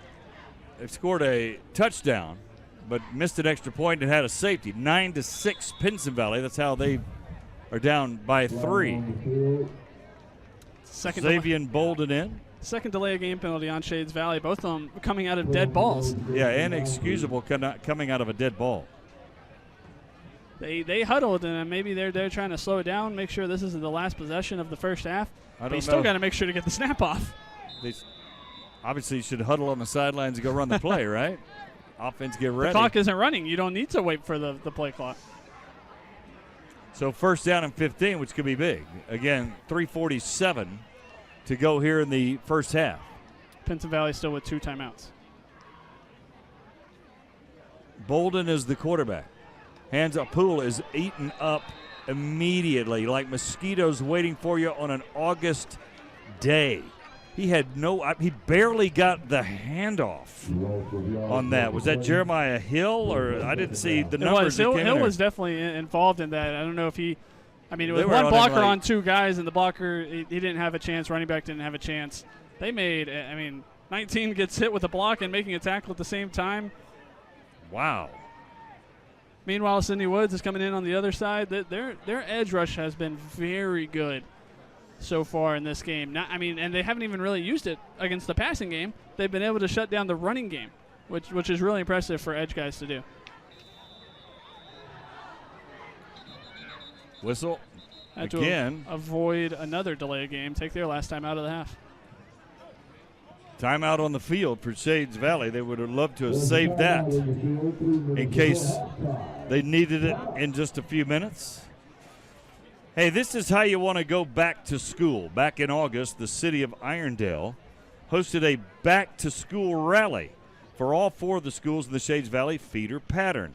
Students and staff from Grantswood Elementary, Irondale Community School, Irondale Middle School, and, of course, Shades Valley all shared for the special time together, and they all showed up, too. Special thanks to our partners at the city and the mayor, James Stewart. Back-to-school pep rally was a success this year. Chris has more on the sidelines. Chris. Guys, down here on the sideline, I can tell you it's like a deflated balloon on both sides. All the penalties, all the flags, all the miscues have kind of taken the fans out of this. And so there's got to be some energy on both sides of this field to get back in this game the way that both teams really want to move the ball and to play defense. Back to you guys. Jump around. You might see everyone leave Chris, afterwards. get that going. Bolden. I'll see what I can do. Bolden drops back. He is sacked. Coming in hard, Jamarcus Johnson, the senior, who's got a handful of tackles tonight. And it's another loss for the Mounties. So they not only do they have to look maybe to take care of the football here, but they may give it back to the Indians with time on the clock. Yeah, and with no matter what, you can run the ball here. Pinson Valley does have 2 more timeouts. I'd expect them to take one after the 3rd down. They're going to have time. And with the way the special teams returns have gone, Pinson Valley has had the edge when it comes to the coverage and the returns. So we'll see. I don't know why Shades Valley want to wait to snap this one. 3rd down and 23. And they are waiting as the clock melts down inside 5. Bolden throws to nobody. That was a short hop to the wide. I was expecting someone to be short, but there wasn't really. He had cut in. Maybe he thought he was cutting out. In any event, it was nobody around. Yeah, that's the second time tonight we've seen what seemed like maybe the wrong route or wrong throw, thinking it was a different route, and that's huge. That stops the clock. 2:08. Pinson Valley has 2 timeouts, and they're looking at great field position in a game that, remember, they get the ball to start the second half. This could really have a change in this game depending on how this half ends and what Pinson Valley does with the ball with this last possession. Yeah, if they get a bad punt here, they're on the Shades Valley side of things with 2 minutes to go. And to your point, they get it again. So the Mounties got to stiffen up a bit. Bolden kicks it, and it's a short, squabbly kick. Everybody's got to get out of the way, but it'll take a Mounties bounce, and they'll get out right about midfield. We'll see where they mark it here. And they'll mark it right at midfield. So there's Pinson Valley's schedule. As you see, they played Central and Gardendale and gave up a ton of points. They did beat Huffman, who's most people do that, but then lost big to Oxford. So, okay, they're bad against good teams and they're good against bad teams, so where are they really, right? Yeah, and that's why you like a game like this, a little bit of a test. Yeah, these are 2 1-3 teams, but you're looking at 2 teams that feel better than their record. And I think that's what we're talking about with Pinson Valley, not just the strength of schedule. They host you at Trussville next week. This is their 4th road game in the first 5 weeks of the season. Yeah, if you notice, that's 4 on the road. It's not like college, but it's still on the road, not at your own place. So a little different. Green drops back, throws a wide receiver screen on that outside, but coming up with a great play. But he got away. So coming up hard for the Mounties was number 4, Chandler Marks, but he just wiggled away. Did Thomas, I think it was, and picked up about, 6, 5 we'll give him? Yeah, it was a good read. I thought he had a little bit more space, but he shot up there to get that hit at the very least, slow him down. Once again, off his back feet, and once again, the accuracy is a problem. Yeah, I mean, it was a little bit high. I still think that's a ball that needs to be caught. You had to put a little air underneath it to get over that first layer of defense. I think you might see the first adjustment there by Shades Valley. They had a drop zone underneath while also dropping a deeper safety. That's the first time he's had to throw over him. He made the throw. He had the first down. Just maybe a little bit too difficult of a catch, having to jump near the sideline. When he sets his feet, he's been terrific. When he drifts, it's been very errant with the throws. There, boy, wow. Okay, Calhoun just got lost in a big maroon hurricane that was coming in hard. That was unbelievable.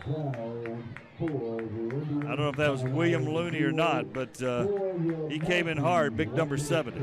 I think Shades Valley got a timeout back from the first quarter that they originally said was Shades Valley, but I think that was during the heat timeout window. Actually, it was Johnny Steele with that engulfment of Calhoun. He just disappeared like a magician. And that's a big play. That's a big defensive. I mean, I know it's 4th down. Pinson Valley still has the ball. We were talking about this game could change for Pinson Valley. That defense just went out there and shut them down in 3 plays to still feel like, you have the momentum. So there's Shades Valley's schedule. You see they won their first one over Woodlawn, lost a tough one to Leeds, who's a really good team. Then Oxford, if you want to compare scores, Pinson Valley got really whipped by Oxford, but Shades Valley played them better. And then, of course, Clay Chalfle's a rating state champion, so that was 42-0. So by score comparison, this should be a pretty even game, finding out about both teams, and that's what we have. Yeah, and I think what's important to note about that Oxford game, Shades Valley was tied. That was 21-all in the 3rd quarter, and Oxford scored the final 24, and that's what I was talking about, how they struggle when they have to play from behind. And that's why it was important for them not to give up a touchdown there, not get too far behind in this game. Shades Valley lost it on the punt there. Emery Brewster back for the kick, dropped it a little bit, but he did corral it enough before he got tackled for basically no gain. There's 57 seconds. Do you take a knee and walk it in, just run a couple of plays, or See, by my count, Pinson Valley still has 2 timeouts, so I'm not sure they will let you do that, especially if this penalty gets backed up even more. But that's a situation where I think you probably need a first down or at least gain some yards. Otherwise, Pinson Valley is going to force you to keep snapping it. That's what I would do if I was over there. But another hold on Shades Valley. First down. So they'll back them up 10.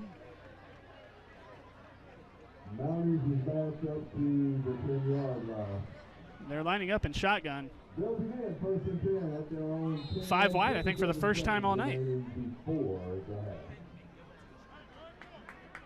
So 57 seconds. Bolden will try to let it fly unless he runs out of this. Throws it quick and low. It's a catch, but it only gets 5 over on that far side. And I think that was Javian Williams with a catch. Second down and 6. They do it again. Williams again knocked out of bounds. That's the first down. So 2 catches where he's had to maneuver his body to catch it. So they get a first down, but they got 19 seconds gone already with 36 seconds to go in the first half. Yeah, the problem with that first catch was that it was in bounds, and they lost a lot of time. But I do think it could do some good for Bolden. See a couple of these completions and have some confidence in that second half. Throw it out again. Nice move there. And getting some momentum across the middle of the field, almost to the 40, to about the 39-yard line, and that's Emery Brewster. 11 seconds to go.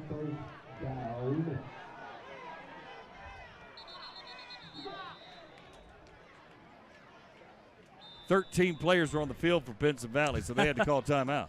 Yeah, almost had a free shot down the field.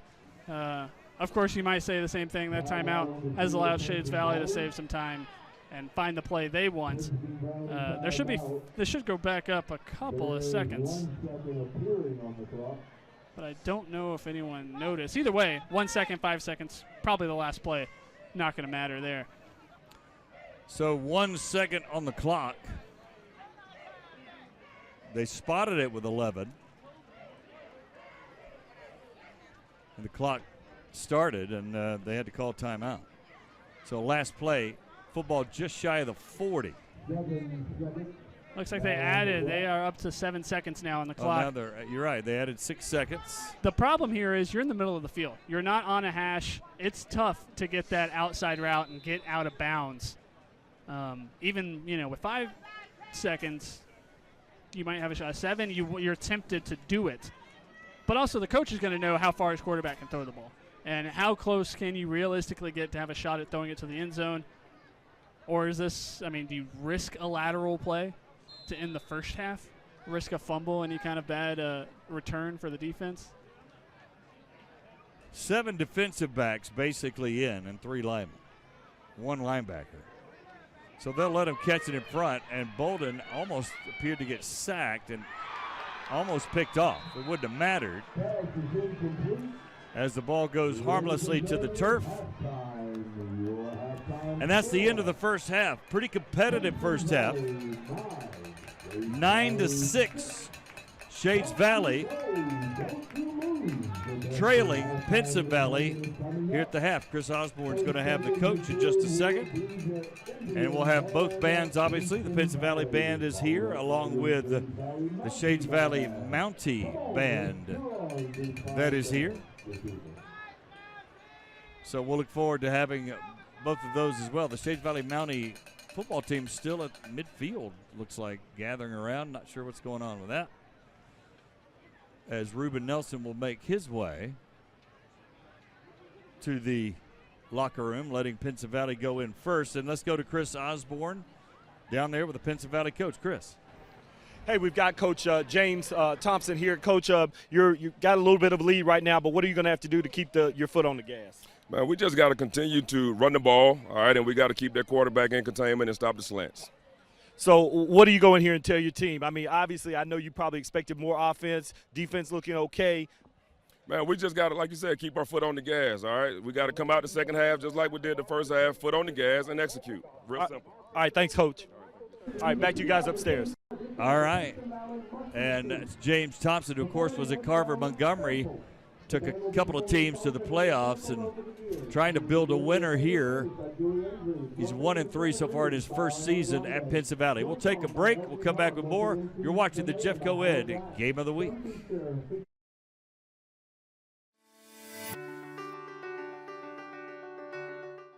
Hello, Jeff Co-Ed family. I just wanted to take this time to say thank you to the teachers of Jefferson County Schools. I appreciate everything that you do and how the commitment and dedication that you give every day that you come to service our children and to service our families. Thank you for your compassion. Thank you for your relationships that you have formed with our children. And thank you for ensuring that our children are achieving and learning. You are our boots on the ground, and without you, we would not be as successful as we are. And just know that you're loved and you're appreciated by not only your students, your coworkers, the families you serve, but by me. Thank you for everything that you do.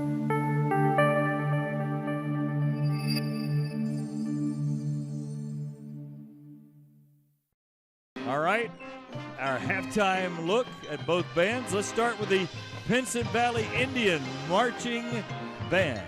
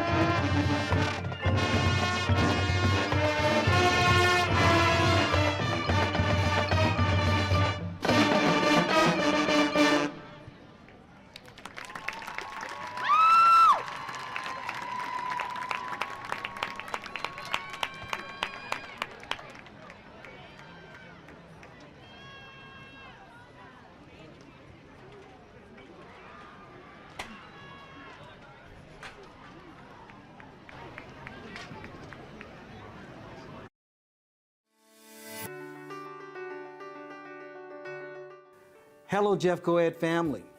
I just wanted to take this time to say thank you to the teachers of Jefferson County Schools.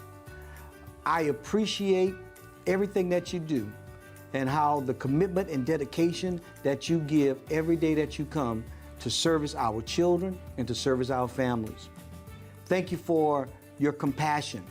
Thank you for your relationships that you have formed with our children. And thank you for ensuring that our children are achieving and learning. You are our boots on the ground, and without you, we would not be as successful as we are. And just know that you're loved and you're appreciated by not only your students, your coworkers, the families you serve, but by me. Thank you for everything that you do.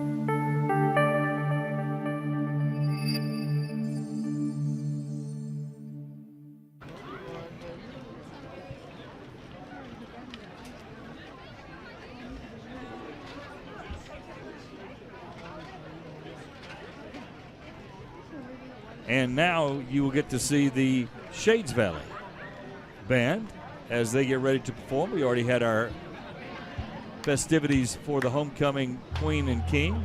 So Shades Valley making their way out right now for their halftime show. The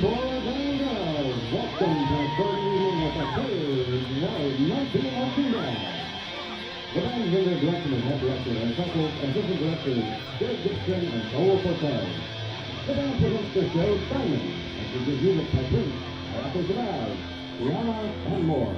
Our drum majors, Audrey Coleman and Rebecca Salakis, will lead a stunning performance choreographed by Don Hoekstra. Prepare for a dazzling musical journey with the Mountie Marching Band and enjoy the show.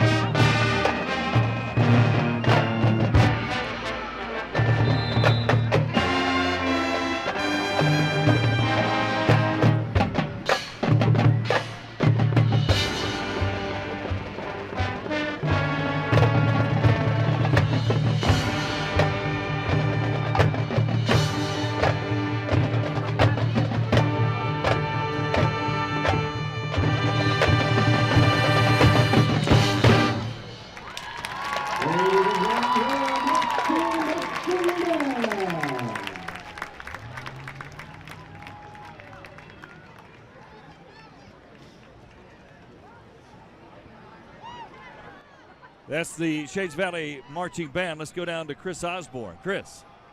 Guys, I'm here on the field with Coach Nelson. Coach, you're down 3. How do you get back in this game? We got to start playing football right now. We're just not being tough. But if we come out and play strong, hopefully we'll have a better second half. Bright spots, defense, pretty, held them to 9. Yeah, I mean, we held them 9 points. We just got to come out and fight. We won't get out of this unless we start fighting. Last question, Coach. What do you have to do on offense? You have to go to the air. You have to run. I'm not trying to tip your hand, but we just got to do what we do. They had a beat on us. Hopefully we make good adjustments at halftime, and it'll work now. All right, Coach, thanks so much for your time. Back to you guys up top. Thank you, Chris. Ruben Nelson, a very concerned look going into the half. We'll take a break, come back with second half and more here. Pinson Valley on top, 9-6. You're watching the Jeff Coed Battle of the Valleys. Hello, Jeff Coed family. We are excited to announce our signature academies. Here's what you can look forward to.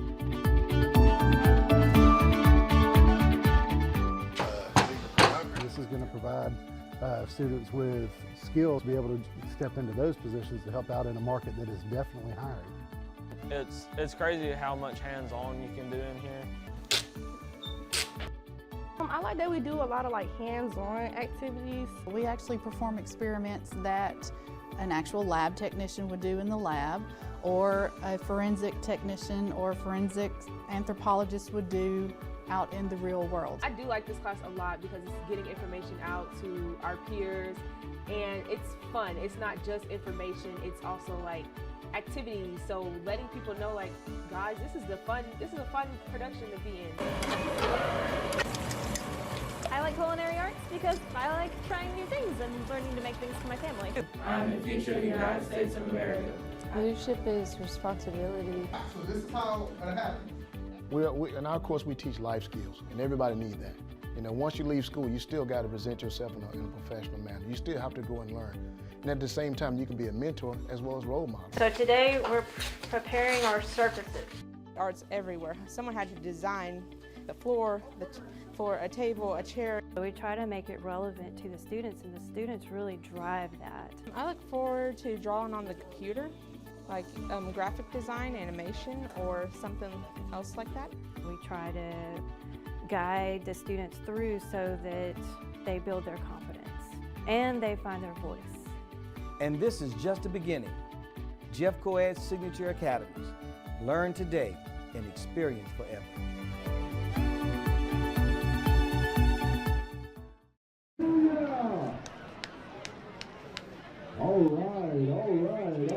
All right, welcome back to the Jeff Coed TV Game of the Week. Scott Griffin here, Caleb Turrentine, and we're about ready for the kickoff. What kind of scores are standing out to you here tonight? And we'll take a look at some of tonight's games here from our area here. Look at some of those. Yeah, I think a big one that we're keeping an eye on just because we're talking about this region is the Oxford Mountain Brook game. Those are two teams in this region hoping for a region title. Mountain Brook leads that one 14-7 at halftime. A score that stands out right now is that Minor-Gardendale game. We talked about having Minor next week. Yeah. Gardendale's up 28-0 at halftime of that game. Minor's undefeated before tonight. They obviously had a slip up in the first half. I don't know what went wrong, how much time they'll have, but certainly some other ones to keep an eye on tonight. Corner still trying to stay unbeaten. That Bessemer City Hueytown is also one that I'll be trying to find a score of as quickly as possible, certainly by the end of the night.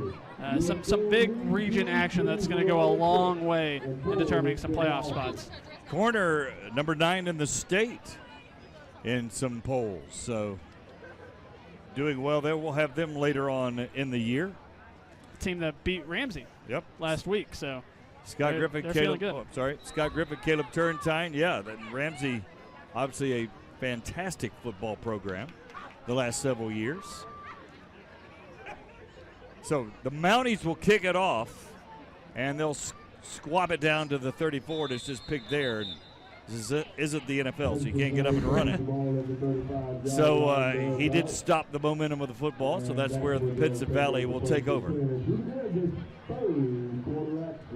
I think what I'm most interested to see in this first possession is how Shades Valley adjusts their passing defense.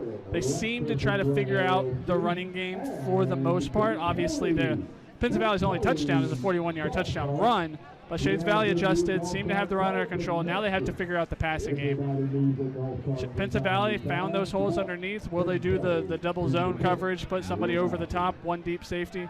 Wow. We'll figure it out. Look at the moon. Kind of creepy. I think we had a super moon on Tuesday, I think is what they call it. It's the harvest moon. Green hands off, and once again, engulfed, just like pretty much the last play of the first half. Calhoun takes it, and he's engulfed again by Steele. So a replay there for you in case you missed the first one. Yeah, they have figured something out on this defensive side. TJ Calhoun was running the ball very, very well. That interception happened, and he's come back. 3 of his last 4 carries have lost at least 5 yards. I mean, he's going to end up having his yardage ripped away if the Shades Valley front 7 keeps playing like this. So Green throws it out a little tall in coverage over there for Shades Valley with some good coverage. The ball was intended for R.J. Addison, so he'll go out. The Mounties starting to tighten that coverage a little bit. I think this is a situation where you really start to see what they do on the edge. Do they still play that over the top? And as we see, there is no deep safety. Looks like they're playing a little bit more man coverage. We'll see how much cushion they give them. Green drops, looking, throws, got a man. Boy, he had him there, but just off the fingertips as he was trying to find Thomas. But he's got a great arm. I mean, that's a 35-yard dart, just a little long. Yeah, and it's not necessarily a bad throw, and it's not on the receiver either. It's just, you had to give him a chance. You lead him a little bit. You can't throw it behind him. You know there's a defender back there. Maybe I think the only thing I would point to, put a little bit more air underneath it. Yeah, it looked good as a dart, Lead but him maybe a little bit, right? more air. Let him run underneath that ball. He could be going towards the pylon if he got led a little bit more. So Pinson will kick it away, and it's fair caught at the 41-yard line. So the Mounties will get good field position on their first possession of the second half. Mr. Bolden will come out with his crew. Xavion, the junior. I know we saw a little bit of a prevent defense from Pinson Valley to end the half, but I will say you have to think that Xavion Bolden feels a little bit better after that last drive, completing some of those passes. Yeah, they started on their own 10, but 30 yards of passing that they didn't have. A little bit more chemistry with his receivers, a little bit more confidence, some momentum, and now some decent field position to start the second half.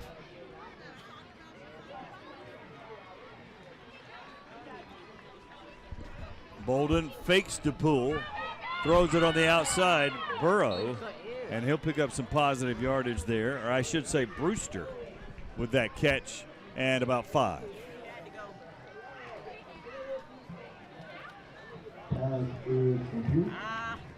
So second down and 4, or we'll call it 5.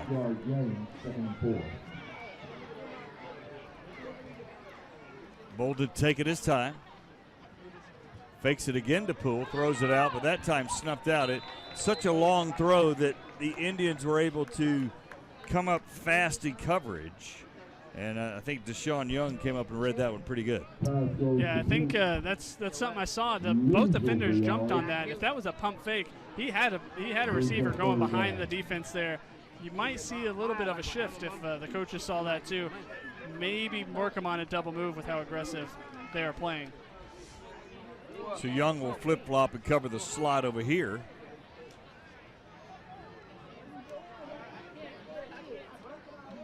In Brewster. 4 wide set for the Mounties. Passing again. Bolden on the run. Got a man just a little tall. Good coverage, though, and there's a flag down. We have several flags down. We have one where he released the ball, 2 at the line of scrimmage, and 1 on the sideline. I think it's safe to say this is about to be an offsetting play with how many flags are out there. I just want to know what they were for.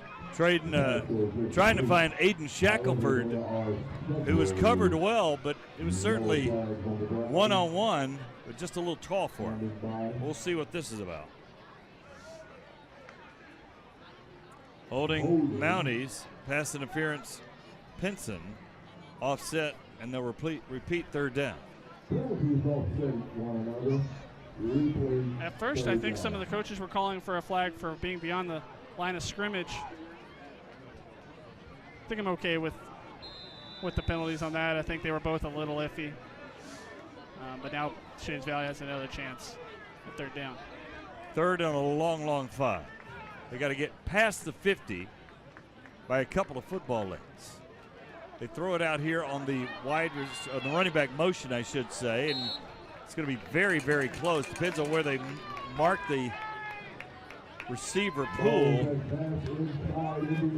Freshman, and he did get the first down by about a yard. That's their first third down conversion since their opening drive. Wow. I think that's got to feel pretty good if you're an offense coming out of the second half. So 1st and 10, Shades Valley. Again, both teams 1-3. Pinson Valley already with a region win.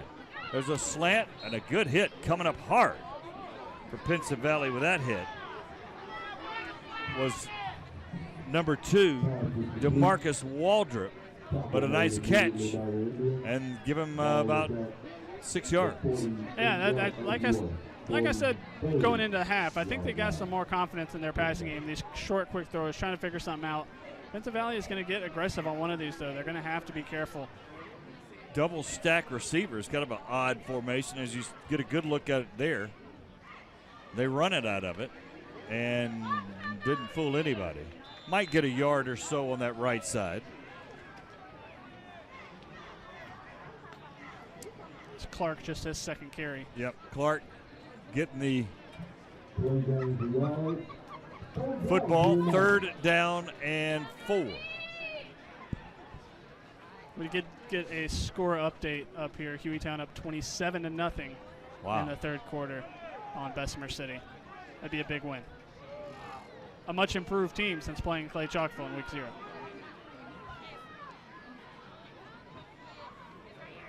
They throw it out this time. Again to Brewster, and again he picks up a first down. That's a quick release. That is knowing the defense, making your read, and saying, hey, go get the first down. Look how quick this release is. He doesn't even step. That is all arm action right there, and it worked. Give him the first down, another 5-yard completion. Bolden now 5 for 5 in the second half. First down and 10 Mounties. Football at the 37-yard line. Bolden sends Clark in motion, goes back the other way, but the Indians just surround and ambush Corey Knight after the catch, and he'll lose 2. I know that is a loss of a yard, but that's now the 7th receiver that Bolden has connected with so far in this game. Running out of space on my stat sheet here. So 2nd down and 12. Football has to get to the 27-yard line.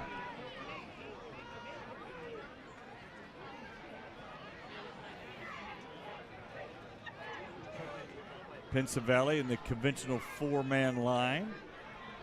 2 in the 2-stance line and in the standing up, but they head it inside to Clark, and he loses a yard. Yeah, this is why I think Pinson Valley might be okay with giving up those short throws. I think they know that Shades Valley has to run the ball to have success. It's what they like to do, and you heard Coach Nelson at halftime say it. They got to get back to what they want to do. I think these passes are supposed to open up the run game. But Pinson Valley's front is staying strong and not letting anything on the inside. 3rd down and 13. 3 wide receivers down low, 1 up top. Bolden drops, looking. He's going deep, going for it all. Got a man. Touchdown. No, he dropped it. He dropped it. I assumed Emery Brewster would have it. And it was a perfectly thrown ball by Bolden, but it came out of his hands. Man, as you said, when he steps into it, he can put that ball on a string, and he did it. it looked to me that Brewster took his eyes off the ball. He looked up into the end zone before securing the catch. That one's going to hurt. He's going to think about that. I will say, I know it doesn't matter. I think he got away with an offensive pass interference to create that space, but you gotta haul that in. And again, great throw from Bolden. Now 4th and long, it's kind of forced into a punting situation. First incompletion of the second half for Bolden. Bolden on to kick. You always have to be aware here, but it is 14 yards for the first, and flag down here. 3rd delay game penalty. And they're waving it off.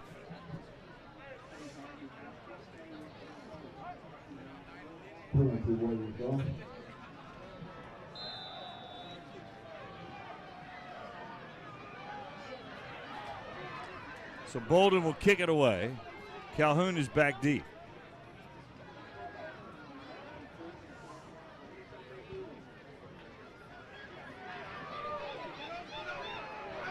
Oh boy, I didn't save it. They had a chance and the receiver slipped a little bit and it goes into the end zone. So that'll be brought out to the 20-yard line. Yeah, for a second I thought that angle punt was going to go out at the 1. Definitely had a chance to down it. Slipped on the turf a little bit. Huge field possession swing. That's 18, 19 yards. So some very sad news today as Pinson Mayor Joe Cochran has passed away this morning after a long battle with ALS.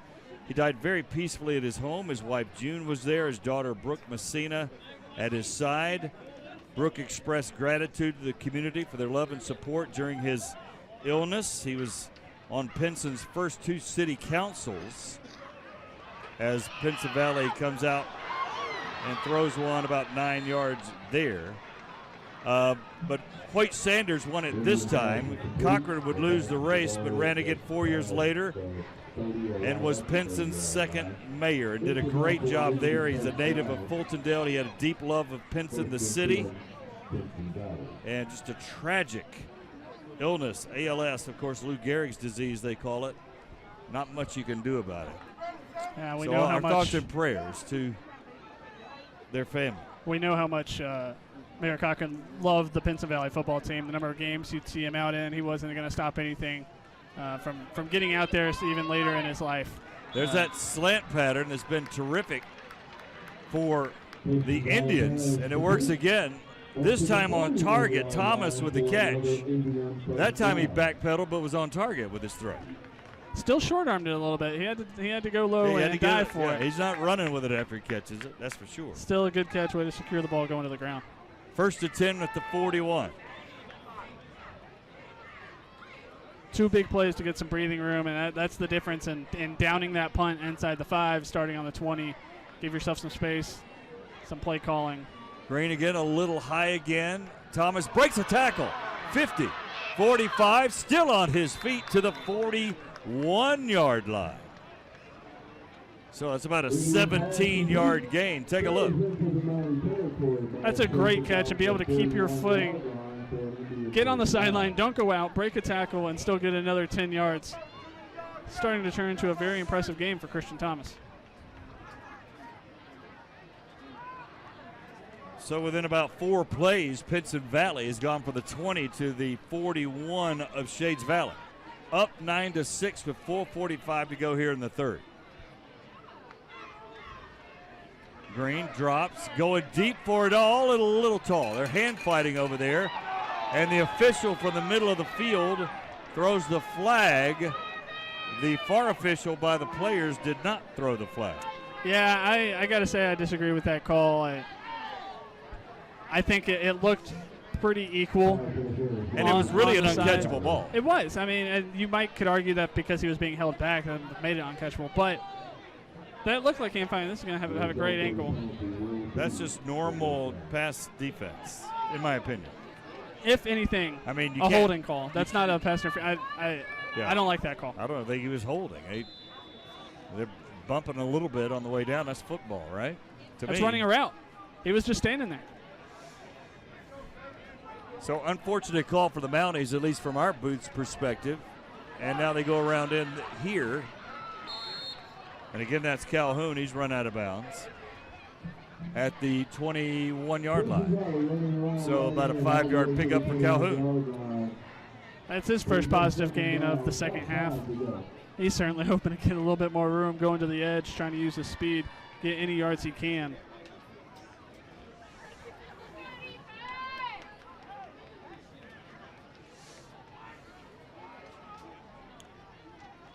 Second down and 5. Kind of a pistol formation with Calhoun behind Green. Going deep, one-on-one coverage. Playing around over there, touchdown. That was a beautiful throw. Incredible timing as Green found his man. On the catch, Rico Freeman for the touchdown. Yeah, that's a great throw. That's perfect timing. We talked about it. One of these times they're going to take a shot over the top, and that was able to do it. Great throw, great timing, led him into the end zone. So, good pass by Green, perfectly thrown. The timing, he ran right under it, and Pinson Valley now on top, 15-6, trying to make it a 10-point game with the extra point.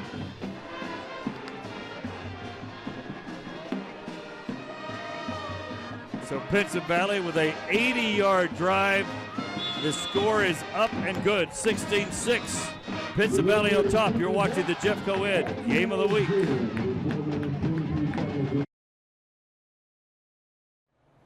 Hello, Jeff Coed family. I'm Dr. Beth Miller, Director of Child Nutrition. This school year, we are thrilled to offer free breakfast and lunch at no cost to all students enrolled in in-person learning. As a community eligibility provision district, we encourage all families to take advantage of this opportunity. Our child nutrition program is devoted to providing healthy and nutritious meals to help fuel our students for a day of learning and growth. From crispy Crispitos to fruits and vegetables, it will all be available for free. If a student would like an extra item, those may be purchased. Again, we encourage you to take advantage of this opportunity so we can continue to provide in future years. So let's seize the day and shape the future this 2024-25 school year.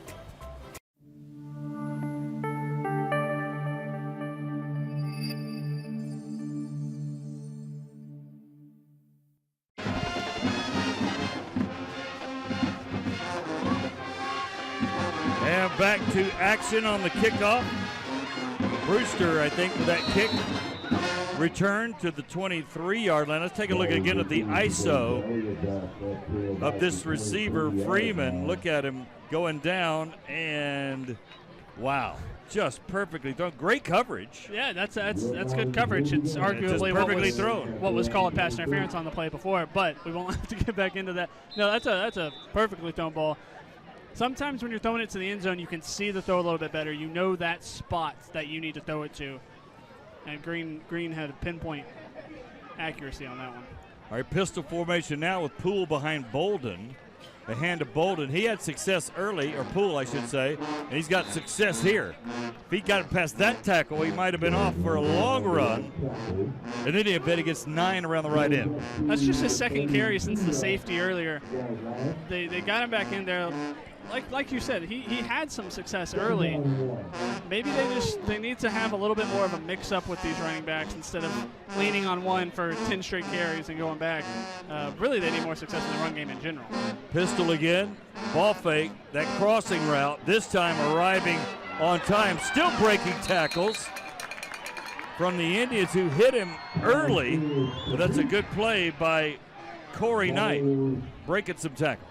Yeah, that's a really impressive play, and I think the timing of it looked like the Pinson Valley defender tried to jump the route and couldn't get there in time, realized it, and then he couldn't wrap him up, got him just behind the receiver, almost broke free. If he could break free a little earlier, he would have had a seam down the sideline.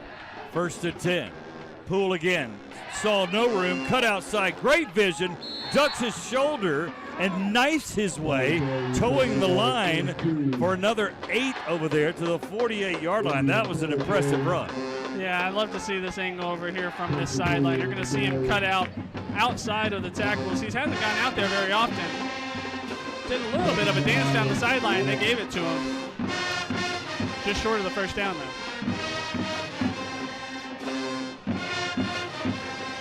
Second down and 1. This is where you might take a shot. They are throwing for it, and it's caught on that outside. A long throw there, late hit.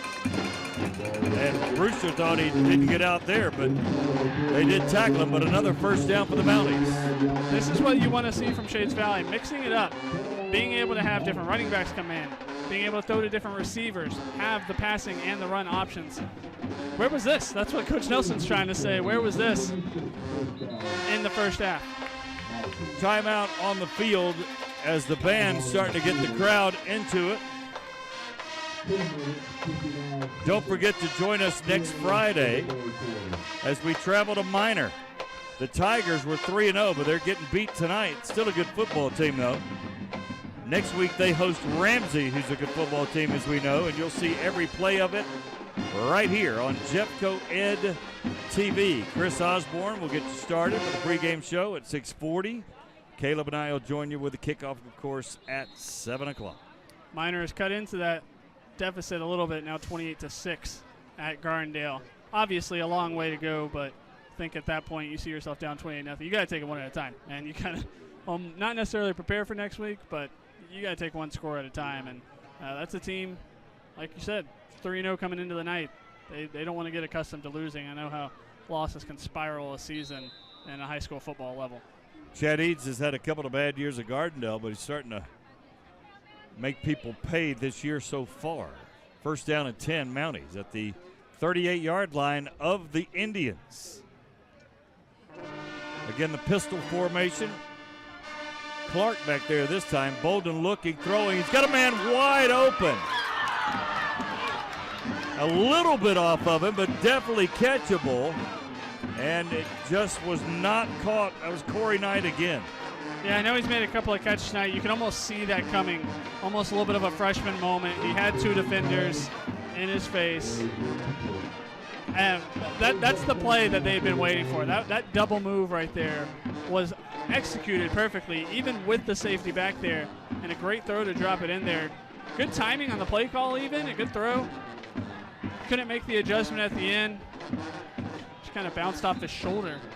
That's why they tell you got to catch with your hands and not with your chest. But they had dropped an earlier one in the first half, too. So that's 2. If that wasn't a sure touchdown, it was close to it. The first half was a sure touchdown. And Shades Valley's left both on the turf. 16-6. Pinson Valley on top with under 3 to go in the third. Molden looking, moving the feet, eyes still downfield, decides to run with it and runs out of bounds. Ends up losing a yard with that spot. You have 3rd and long here. 3rd down and 11 from the 39-yard line.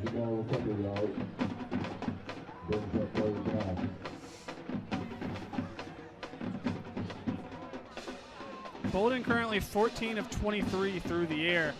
I think Coach Nelson would tell you they did not want him to be throwing 23 passes probably in the game, much less before the end of the third quarter in this game. But they've adjusted their offense, and again, it's worked on the past couple of drives. They just need to find a way to finish once they get into Pinson Valley territory. Bolden drops, looking, moves his feet, going downfield. Has got a man open as the Indian defender fell down, and the ball falls harmlessly to the turf. Jacarius Burrow down there, and looks like he's injured too, but he was by himself as Pinson Valley defender fell as well. Yeah, I think that was a case of he ran a route and then tried to get open. He turned back around going towards the end zone. I think that's one thing a coach will tell you. When your route ends, you come back to the quarterback. Don't go further away from.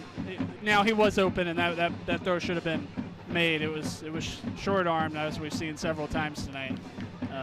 But just another one that Shades Valley wish they could have had back. 3 touchdowns on 2 drives.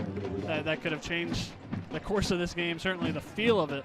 And this sideline, the home fan base, feels like it's just waiting to explode right now with how close they've gotten, and they haven't had that opportunity yet. So, Mounties have been close 3 times with some potential explosive plays. 2 of them dropped, and that one just fell short after the Pinson Valley defender fell down. Looks like they're trying to get organized here. I'd be surprised after seeing what your receivers have done and get behind the defense. I wouldn't be surprised if they went for it. Timeout, Shades Valley. They were a little discombobulated anyway, so probably a smart call with 2:38 to go in the third quarter. I will say, you're taking a timeout in that situation. You might think that they were going for it, because I think if you're punting it, you live with those 5 yards that you would have loved to have on the last punt. We'll see what they do when they come out of the break, though. Well, you did know that Pinson Valley High School is the home to some incredible up-and-coming special effects artists. Check out these designs from the students at the Special Effects Signature Academy that have brought Hollywood sci-fi scenes to life. Their designs were recently featured at the Birmingham Museum of Art. Very nice. The Jeff Coed Special Effects Signature Academy features students from the Northern Zone and led by teacher Chris Screws. That's some great outfits there. And wonderful special effects by those folks in the Signature Academy, a very special academy there. Players wiping their hands on the coach, making sure they're dry for the next attempt. Why do you think I'm standing so far away from you? I can't have you wiping your hands on me. Yes. We're all sweating a little bit out here tonight. It's a humid one. Here in the booth, Scott Griffin and Caleb Turrentine and our great crew. 4th down and 11. Shades Valley, I hope they get a little bit better of a bounce here. They could use a safety of their own to cut this back to a 1-possession game. Bolden gets it away. And it takes a backwards bounce and chased down by the Mounties at the 29-yard, the 28-yard line. They'll mark it, and that's where Pinson Valley will come back. So Shades Valley threatened. They move the football, but end up with a goose egg as far as the score is concerned. That's even more killer than the touchback earlier. I mean, you wish you would have just punted another touchback. That's 9 more yards. That's a 12-yard net punt. And Shades Valley's defense is once again put in a situation where they need to make a stop, need to make a play. The offense has moved the ball. They've gotten across midfield twice in this half, but they haven't been able to put any more points on the board. Their only touchdown drive was 13 yards, 1 play after the fumble earlier. So I think that's what Shades Valley is going to need to be able to get back in this game, is they're going to need to find a way to get another turnover. So Jamison Green brings his Indians out, the quarterback. He's had a good night today.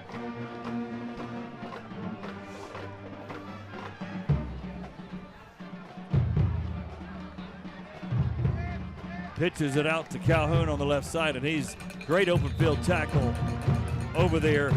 Chandler Marks, the senior, coming up hard. Yeah, they haven't run that pitch play since the first play of the game, which was also a 2-yard loss. Kind of funny that they went back to it, and once again, I think maybe that may be something they saw on film. They could see that play coming and made the tackle about the same way on the edge. Good job of coming up and filling up that spot.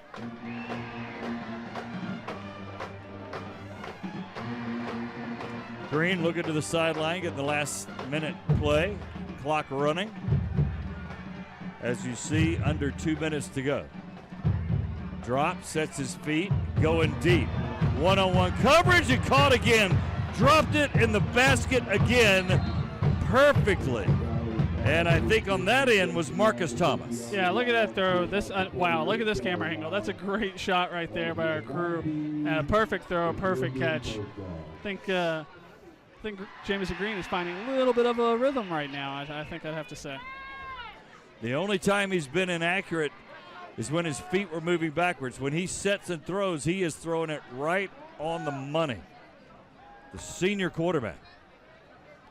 The key adjustments at halftime, I said, were going to be how both teams adjusted to Pinson Valley's passing game with Shades Valley playing defense. So far, that's a battle being won by Pinson Valley. Puts Calhoun in the back now in the pistol formation. Green gets it, hands it off, and that was going nowhere from the get-go. The good news for Calhoun, it wasn't Steele. The bad news, it was Landy Sexton, the senior linebacker, coming up hard. Yeah, I'm surprised. I mean, I understand you have a 10-point lead. It's late in the third quarter. You're throwing the ball really well. You have an opportunity to really put this game away with a touchdown drive. And to try to run the ball there, I'm a little surprised they went with that play, and now they're well behind the sticks. 2nd and 17. Yeah, they adjusted it and then continued to hand off to it. Everybody in the park knew it was going to be a handoff. Calhoun goes out early. They throw it to him early. He's got a blocker. Got on the corner. 50, 45. Nudged out of bounds. There's a flag, and they may call a late hold. These calls are coming in very late on that. He threw it back where the receiver was making the block, and I'm going to assume a hold. We'll see. You've seen that swing pass a couple times early in the game, and I feel like every single time we've seen it, we've seen a hold on the edge. Yep, pretty much. I mean, that's certainly what it feels like. And looking down at my stats, I don't even have Calhoun down for a catch because every time he has a catch, it gets called back for a hold. So that negates that first down run. And that'll be it for the quarter. Chris Osborne's down on the sidelines, and he's talking some homecoming stuff. The 81st homecoming in Shades Valley history. Chris, what do you have? All right, guys, I'm in the company of royalty. I'm here with the Shades Valley homecoming queen and king. So tell me your name. Ziana Williams. All right, tell me your name. Javen Burney. All right, they are both seniors, but they are doing double duty. Earlier today, they had on, dresses and those kinds of things, and now you guys are cheerleading. Tell me about the double duty. It's good to be able to know I made my mark both on the field and around the school. All right, and I see you doing your thing, man. Talk about it. Yeah, I personally love cheerleading, and I feel like being able to balance between like my normal life and my cheer life is so good because I love being able to represent myself as me and as a cheerleader. All right, guys, like I said, homecoming king and queen right here. Thanks. Back to you guys up top. Taking home the crowns and also participating in the football game as well. Talk about playing double duty. I mean, they were out there being crowned, and all of a sudden, then it's like, well, now you have to go to work for 3 hours. So, okay, in this seat down on that field. 16-6 is the score. Shades Valley trailing Pinson Valley by 10. Next Thursday, September 26th, we hope you'll join Jeffco and other school systems across the area as we look to raise awareness for childhood cancer. You might not realize it, but every year about 500 children just in the state of Alabama alone undergo cancer treatments. Give Hope Day is Thursday, September 26th. It's the day we encourage all students and staff members to wear gold or yellow as we stand in unity with those children battling the diseases. Green throws it out again. That's another pickup positively over there on the side. And again, it's Marcus Thomas who just caught the long one on the sideline. Yeah, that's a smart play. You're in second and very, very long. You're not trying to pick up a first down on one play. Pick up a little bit, get back out there, see if you can even have a manageable third or fourth down opportunity. Again, Green's now 6 for 8 in the second half through the air. 3rd down and 17, and he just threw it away. Green was under pressure, didn't want to make a bad play, probably a smart play, and the Indians will have to punt it away again. So the Mounties, defensively, you can't argue with their effort tonight. Yeah, I mean, they don't want to keep rubbing salt in the wound. They're not the ones who have dropped a couple of touchdown passes. Yes. But I will say they've adjusted well, and even the 2 plays. They've scored. Pinson Valley has really had 2 big offensive plays, and that's been the difference in the big defensive play with the safety, but a 41-yard touchdown run, which we have not seen Jordan Lindo since that touchdown run, which I think might be stalling the offense a little bit more. And then the touchdown pass that we saw on the last drive. So Shades Valley's defense has kept them in this game. We'll see if they can do something with it with 11 minutes to go. Zachary Simmons kicks it away, and ball will be dead at the 26-yard line for the Mounties to start again offensively. They got to get a couple of scores, so something needs to happen fairly soon for them. And I still think there is time to stick with your offense that has worked here in the second half, being able to mix up the run, the short passing. You have time to do that. You know, you're not going to go out here and have an 8-minute drive, and even if you did, I mean, technically you still have time. You run your offense as you would as you would in the third quarter, because you just need points. You need to have your best drive possible right now. You can't force things down the field. And off inside, I think that's Poole, and he disappears into the pile of Indians and Mounties. Getting down in the stands here at Shades Valley, having a good time on a Friday night. If they gained anything, it was half a football length, so it'll be second down and 10. Shades Valley has just 29 rushing yards now. And it felt like 20 of those came on that opening drive that ended in a turnover on downs. They just have not been able to move the ball on the ground. Poole had those pair of 9-yard runs on the last drive, but that's pretty much been it. Bolden again to Poole. He's dropped again. The first guy to hit him was number 12, Leland Johnson, who's made some plays behind the line of scrimmage tonight. Yeah, several of them, and it's the first contact there. He's not even going to get credit. Knocked Poole off balance. He was the first to meet the ball carrier, knocked him to the outside, and that allowed the rest of the defense time to get up there and make a tackle for a loss. It's been team defense for Pinson Valley's front seven. We've seen so many guys hit the running back in the backfield, but it's always the next guy who comes up and makes the tackle and finishes the play. Mr. Steele up there on the offensive line as well. He's wreaked havoc on the defensive line too. Bolden looking. Oh, throws it, just picked off. There's a defensive play for you, and there's going to be a flag for delay of game. You just can't do that. But Pinson Valley does get the pick, and that's the defensive end, Jamarcus Johnson. Talk about a guy who's been everywhere. That play almost felt like it was coming with the way he's been playing. He's jumped these short routes, dropping back into coverage there. I don't know if that set up a screen on purpose or if that was the kind of play that, maybe he got blocked off the line and he just kind of fell into place. Good hands, though. Be able to get his hands on the ball and get an interception. Screen left was busted up, came back the other way, rushed his throw, didn't even really look to see if there was a defender there. He just expected his running back to be there, and that's a good play and a backbreaker for this Shades Valley team. But a 15-yard flag for spinning the football and dancing.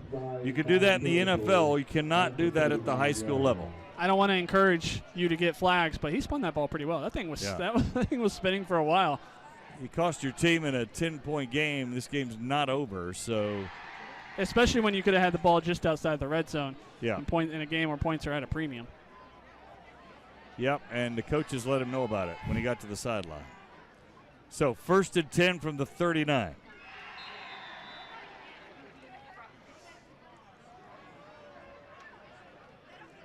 This time, different quarterback in. Green is out. They got the running quarterback in. That might be a face mask, as they've got 13 Rico Freeman in, right? And he took it in. We saw him take a Wildcat snap earlier. Yeah. They're going to get that. Seems like Green knows enough to be able to run it, right? To me. I would think so.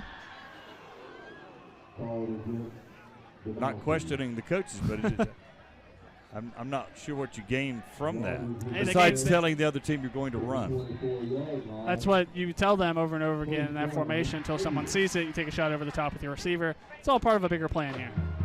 They got that 15 yards right back with that face mask. Yep, they did. 1st and 10 now for the 24. Under 10 to go. Time melting away. They're going deep to try to put this away. Another well-thrown ball. And looking for a flag, but not getting it. Yeah. I think it was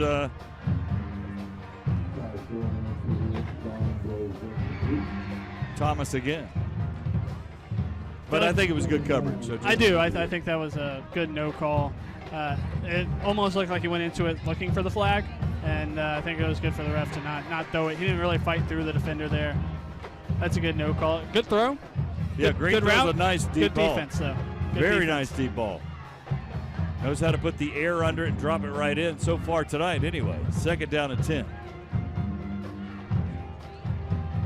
Pistol formation again with Calhoun.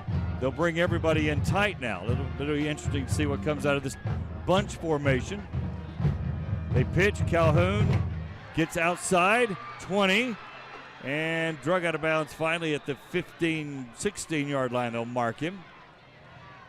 So that's an 8-yard gain. Once again, they get him on the edge, but because of an outside blocker, was able to seal that. He cut inside the tackle, really good run. Be able to bring up a 3rd and short, a big 3rd down for this Shades Valley defense, who's been on the field a lot in the second half. The chain has not moved. Another Not face sure mask. why. We got another face mask. A lot of penalties in this game. Should be half the distance from the end of the run, which will set up a 1st and goal rather than a 3rd and 2. And it will be marked at the 8. That's another just killer penalty for Shades Valley. It seems to be see falling the face apart mask, for him though. here. I didn't see it either. I thought he got him around the shoulder pads, looked to me, but they're down there and we're up here. And didn't see any arguments either. Pistol, Calhoun again, and Green again kind of direct him. We saw what happened last time here. Now they do a reverse. Speedster coming around in, and he's tackled at the 4. So all that running only got 4 yards, but an exciting play anyway for Clarence Dates. He got a lead block from his quarterback, but looked like the left side wasn't completely sealed. I should say Corday Fuller, wide receiver on that one. Number 6. They do it again, and that was going nowhere. I think they kind of tackled each other at that one, and I don't know what you're doing if you're Pinson Valley trying to. You get down to the 8-yard line, you're being handed a gift after the turnover, these penalties. You have 1st and goal from the 8, and you run 2 reverse plays. And yeah, I know you still have 3rd down now, but I don't get it. That was gobbled up by Justin Miller tremendously. So now 3rd down and goal from the 12. Green kind of stood there and let him get tackled. I thought he was going to ball fake and get out of there. He had nowhere to go. But Chandler Marks just tackled him. You don't let him stutter. You go right at him. It doesn't matter. That's a good weird looking, wasn't it? A little weird, but that's a good defensive play. He came at him quick. He didn't try to break him down. He just went after him. And a play where they really needed a sack in that situation. You're forcing a longer field goal attempt, and you could get out of this. Still only bound 10, at the very least, out of it, still down 2 possessions. If it becomes a 13-point game, I think that's a win for Shades Valley based on where they were sitting just 3 plays ago. They brought Marks off the edge from a strong safety. And Green was like shocked, and I kept thinking he was going to stop, make a move, and he just stopped and kind of danced. Got tackled. Timeout on the field. I think the Pinson Valley might be rethinking kicking a field goal here. All right, so let's go to Chris down on the sidelines. Chris, what do you got for us? Hey, guys, it was a great ceremony in commemoration. I hope you guys got a chance to see it. If you didn't, you can always check it out on Jeffco Ed TV, the Shades Valley Marine Corps Junior Officer Training Corps, or the MCJROTC held their annual 9/11 Remembrance Ceremony. These cadets always do a great job with this program, as they did this year. We also showed it during halftime of last week's game. So certainly, if you're watching and you missed that, go to Jeffco Ed TV and check it out. Back to you guys. And that's the weight room right behind him there with the ceremonies. So 4th down. And Pinson Valley. Field goal kicker still. Yeah, I don't have a holder, though. I think he's getting the line set up. This would be a 40-yard attempt right in the middle of the field. So from that standpoint, it's straight on. You have to assume there's no fake, seeing how the first down is the end zone. Calhoun is the holder. Simmons to kick. It's up. It is good. It just crossed over the crossbar. So Pinson Valley goes up 19-6. Watch how close. A couple of feet to advance. 19-6 Pinson Valley on top. We'll take a break. You're watching the Jeff Coed TV Game of the Week.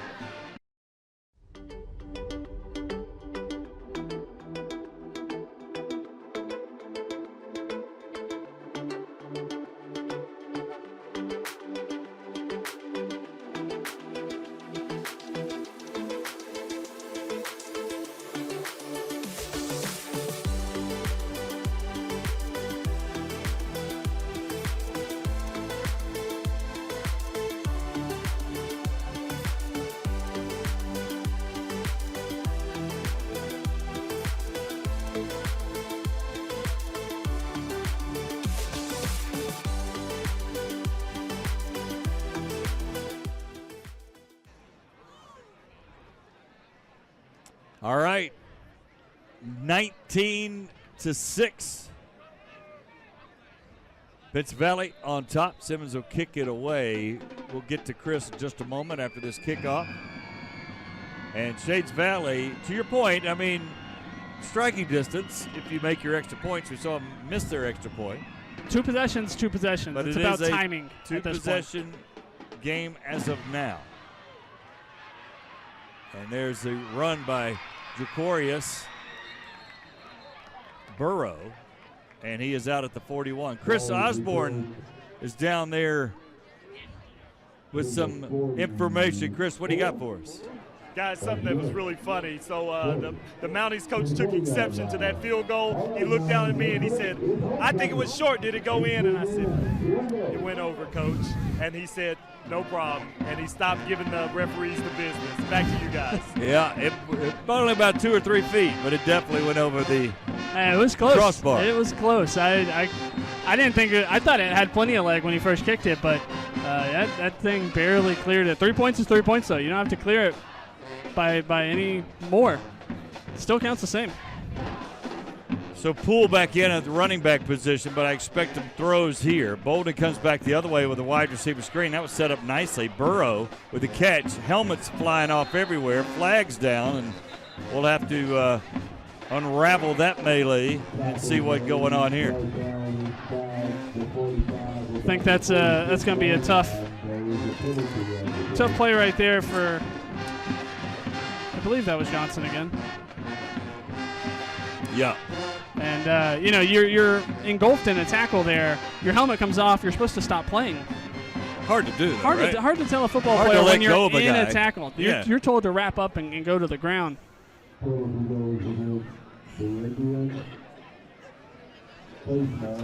But long kickoff return. A good run there, an extra 15 yards. This is about as good of a start as you could have hoped for if you're Shades Valley's offense. As quickly, this isn't an offense that scores quickly. We've talked about how they struggle to score in general. This is the part that they start to struggle tonight, is once they get down inside the 40, inside the 30. They got to learn how to finish drives, and now it's at the point where if you don't finish this drive, the game is essentially over. Now we got confusion as linemen are running off and on. The center came off and on. And they still only have, now they have 5 linemen. I think they were talking about the center's helmet came off, and the coaches didn't see it. Told him to go back in. He took himself out because he knew it, and now the refs are trying to get it straightened out. But So I believe they're saying that the 15-yard penalty was for a face mask. And if he's the one who got face masked, then he's allowed to come back in even if his helmet came off. So somebody will get to the bottom of it here. While we are waiting, I will give an update on the game in this region, obviously outside of Jefferson County. But Oxford Mountain Brook putting up one of the games of the year. Oxford has been down 2 touchdowns twice in this game, They just took the lead on a 2-point conversion with 21 seconds to go. They're up 29-28 on Mountain Brook. Two good teams that are wanting to compete for a region title in this region. It's a fun one right there. Very good one.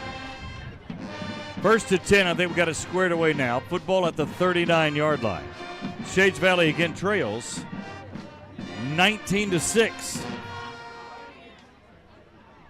Poole again in there.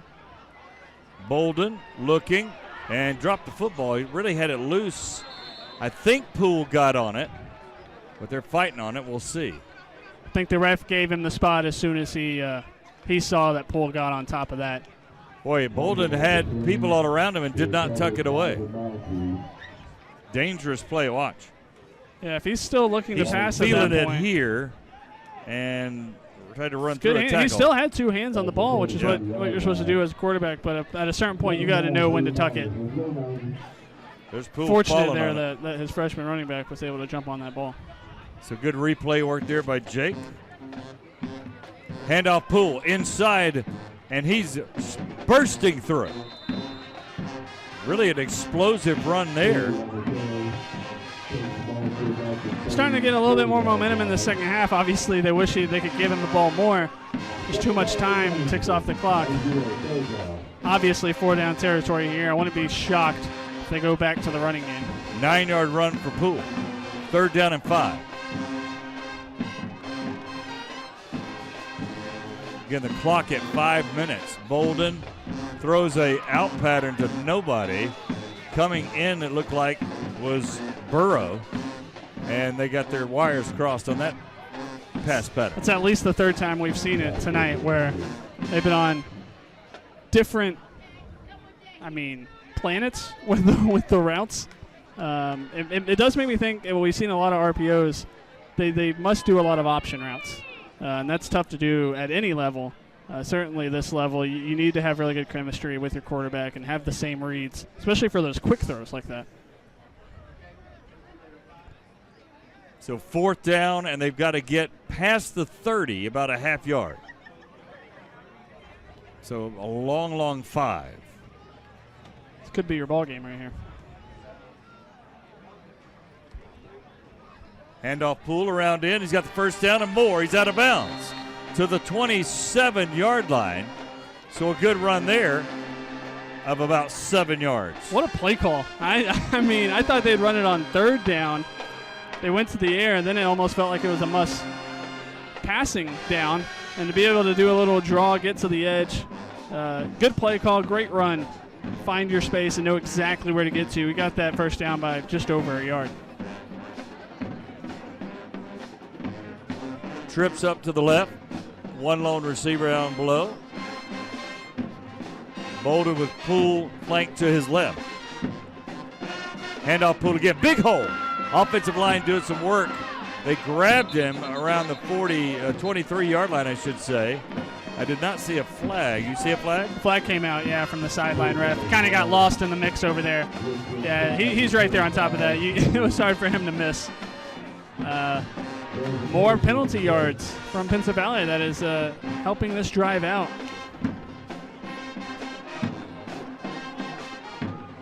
Should be half the distance from that point.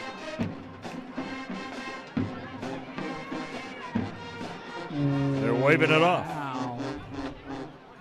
Yeah, I didn't think he got inside the jersey. He did definitely grab the jersey, but not inside, I guess, is what they determined. There is a difference in pulling that jersey down just to where it looks like it, yeah, and actually grabbing on the inside. I'm surprised they waved it off because I thought it was at least close enough. 2nd down and 9. Shades Valley needs to score here for sure to have a chance in this football game. Clark inside, and he's down to the 22-yard line.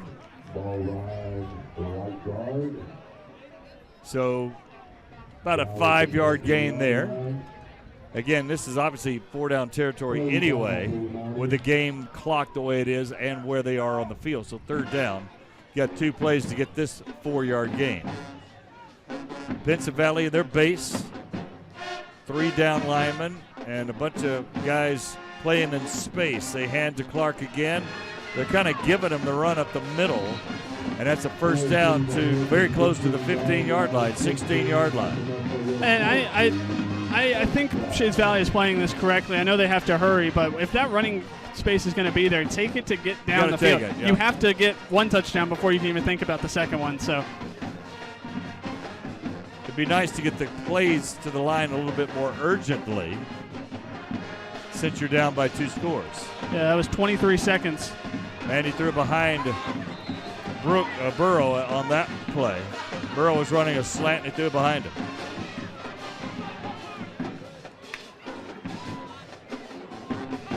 But they've been running it all the way down the field. They haven't thrown many passes.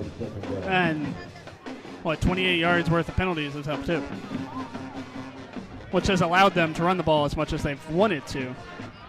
I wouldn't be surprised to see a running play here. Make sure you don't get stuck in a 3rd and long situation.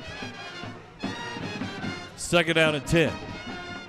Clock at 3:22.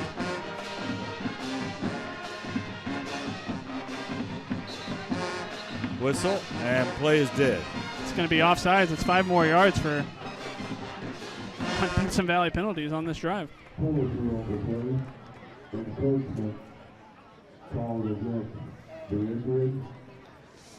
At this point in the game, I'd be asking for every second, too. I know the clock started because they thought the play started.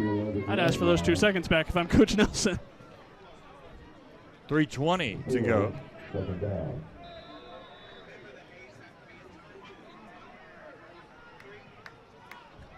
Second down and 5.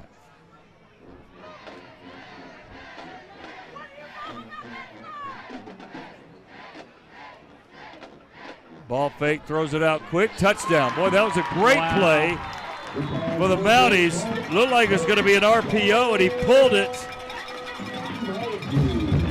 And he threw it, I don't know if it was Aiden Shackelford. Number 15 with a catch. Almost didn't get there, but he made a nice concentrated catch. Boy, that's the kind of throw you've been looking for. You catch that defender up, thinking that slant's coming underneath on the RPO. You give it to him as a fade. That's big, and we might have ourselves a good finish now. 3:15. We're in that iffy situation on. Timing's way off on this, so we got flags all over the place.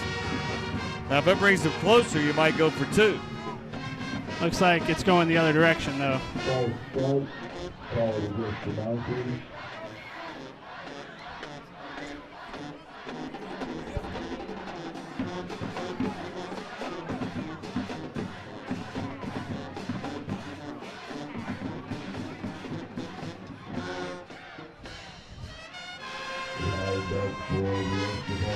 They clearly trust their kicker, and he just hasn't had a chance to kick yet. The first one was bad because of a snap. This one is down. It is up, and looks like it's good. It is good. So 19-13, Pinson Valley. You're watching the Jeff Coed TV Game of the Week. It's an underrated job for everybody else, but for us, it's the best job in the world. Bus drivers are doing a tremendous job in receiving kids each day with a smile, sending them home each day with a smile, making a difference in their lives. You know, kids will remember some teachers, but they'll usually always remember their bus driver because the bus driver's with them for so long. I mean, so many years of their life.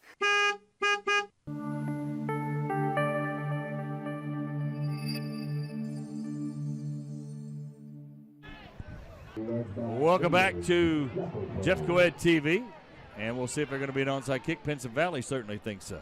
Yeah, I'd had to have everybody up. Before we get to this kick, I will say Mortimer Jordan has secured their first win of the season, beat Woodlawn tonight 28-14. Good win for... Good for the Blue Devils. Mortimer Jordan. There is an onside kick right to the Indians. Second layer, but still there, and easy catch by Pinson Valley on that one, and they'll have it at the 41-yard line. Yeah, that ball was just trying to get one of those bounces. I mean, it wasn't a bad kick. Hard kick. Hard for his teammates to be able to track that ball down. But if it had gotten one bounce on that first 8-9 yards, that was going to bounce straight up in the air with how hard he kicked it. So a little bit unfortunate, but a good recovery from Pinson Valley, and they're probably still at least two first downs away from being able to kneel this one out. And Shades Valley's defense has not been giving up much in the middle on the inside run. So I'm interested to see how Pinson Valley plays this. Jamison Green, the quarterback, has had a good night, especially the second half. He's dropped it in the bucket. Now the play clock's at 0 and delay a game. Pinson Valley. That's our third or fourth one of the game out of dead balls. And that's something you can't have when you're trying to ice away a game. Again, especially out of the kickoff, first time on the field. I don't know if if Green thought that they were trying to draw offsides. Everyone else thought a snap was coming. Now you're 1st and 15, and you really don't want to throw the ball. But you might have to eventually pick up this first down. Bunch formation again. Throw it out. Calhoun, right side. They got a lot of blockers there. Still on his feet and twisting, and he gets back the penalty yardage at least for a gain of 5. Shades Valley keeping their timeouts in their pocket for now. They did use one in the third quarter, and at that time I thought, I wonder if they're going to need that later on. But by my count, they still have 2 left, so they might see it if they get a stop on second down. Actually, he got an extra yard, so 6-yard gain, 2nd and 9.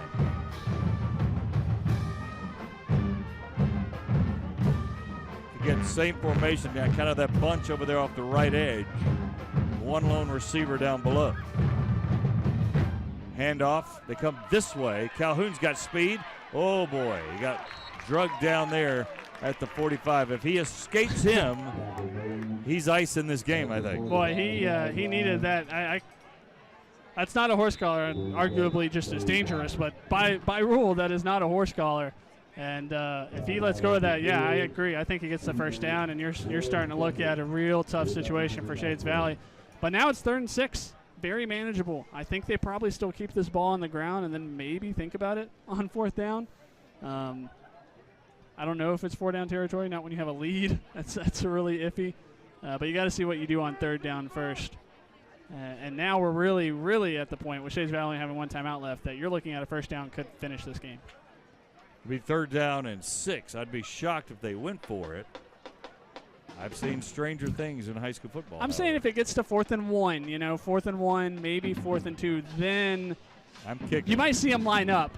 How many times have we seen them try to draw offside? Oh, draw offside for sure. But if the other team jumps on that scenario, they're not very wise. Where's the disaster going to hit more? With the offense on the field or with the punting team on the field? Bad snaps, punt return, you never know. I'm just saying, not out of the realm of possibilities. 3rd and 6. Green, they're throwing it here, so what does that tell you? Overshoots his man. I can't say I don't like it. You have to be aggressive to win games. You run the ball, that's a play not to lose. If you think passing the ball has your best chance of getting a first down, that's your best chance of winning the game. The pass was just high. He had him open on that soft curl route. And now I think it's definitely on 4th and 6. You punt this ball away, and with the way your defense is played, I think you still have to feel good if you're Pinson Valley. You just might be a little more nervous. Shades Valley just drove for a touchdown. With penalties, the 30 yards of penalties, you better hope that you just had a talk with your defense and said, don't give them anything. Simmons on to kick it away. They came after it, but he did get it away. Lazy punt that bounces back. And it'll be dead at the 38-yard line. Let's go to Chris Osborne on the sideline. Chris. All right, guys, I'm standing here on the side with super fan Sharisha. Sharisha has a company with her. Tell us about the This is Chucky, my son, number 85, where Shane Cook plays for Shades Valley. And this is somewhat his mascot because we come to wreak havoc every week, honey, every week. So you got your hands full. Cowbell in one hand and Chucky in the other. Chucky in the other. I come every week prepared to cheer the Mounties on, as well as my son, 85, Dershan Cook. All right, guys, back to you. There you have it. All right, on first down and 10, Bolden misses Burrow on that crossing route. Very close, but unable to connect. 2 minutes to go. I still think you can afford a run play or two. I mean, you have to know when you're running that run play that you need to hustle the line on the next play. You're not in a situation where you have to get too desperate and throwing the ball down the field.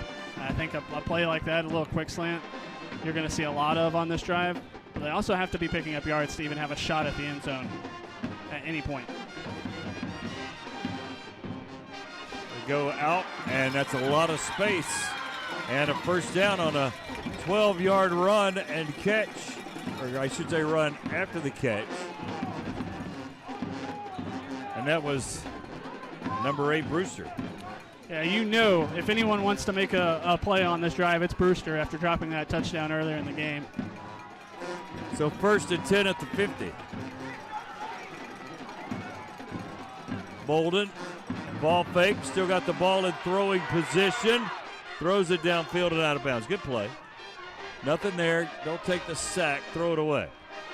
I think you're finally, I don't know if it took, 40 minutes of game time, 44 minutes of game time, get some energy in the stadium. I'm starting to feel a little nervousness, people yelling in mid-play.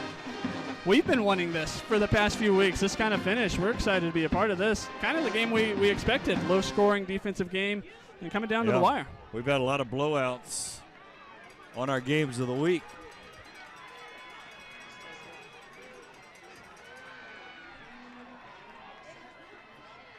Bolden again with Poolwood in protection. Steps up, lobs it. How in the world? It looked like a lollipop throw, and he found his guy, Aiden Shackelford.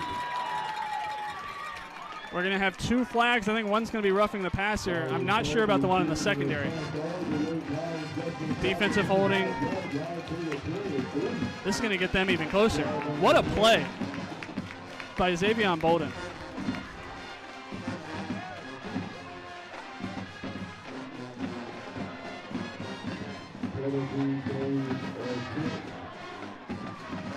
I'm not sure what this. He called holding on Pinson.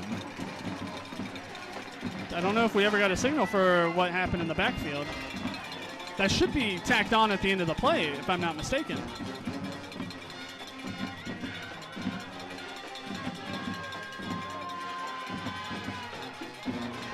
They give him 3 more yards on that catch. As they mark it at the 20.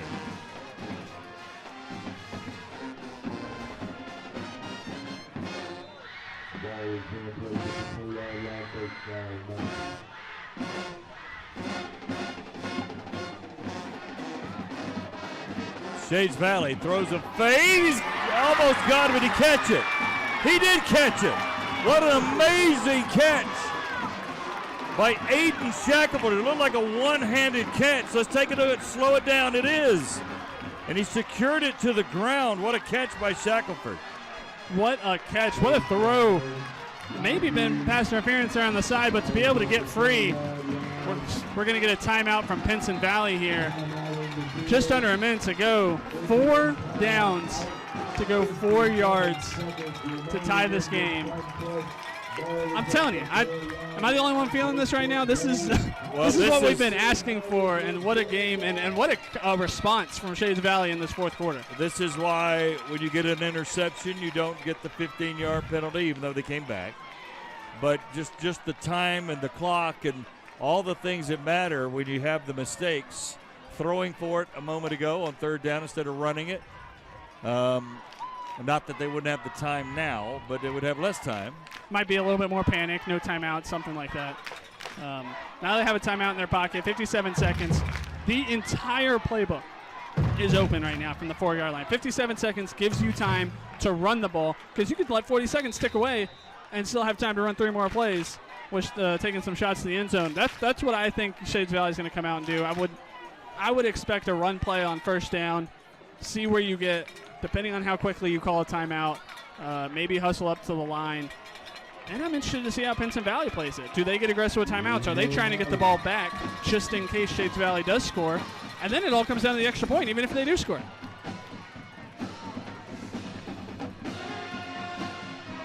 So it's first down and goal from the 4. 57 seconds, trailing by 6. Clark and Poole both in and running back.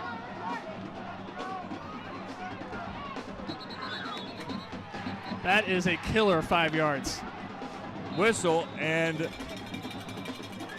they called time? They did. They called time just in time. That's still not a way you want to spend your final timeout.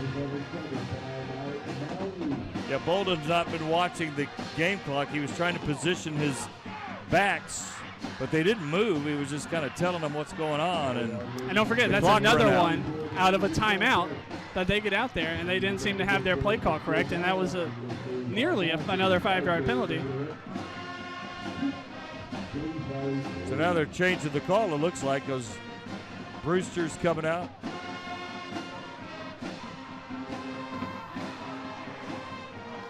Big tight ends coming out. Mr. Cook still got both backs in. They're waiting on a player down here on the sideline they were yelling at to get up. Yeah, he's way down here away from the action.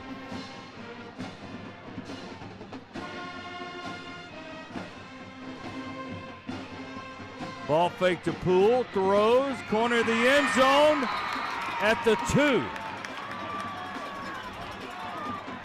That was an outstanding tackle by Pinson Valley right on the goal line, Jamison Green. Well, it looked like they were trying to get him the touchdown that he needs to get back. Now the clock is moving. And obviously that's not the quarterback, Jamison Green. But he had number 4 on. Poole inside. They're calling him short. They don't have a time. Oh, they got him in. They got him in. Wow.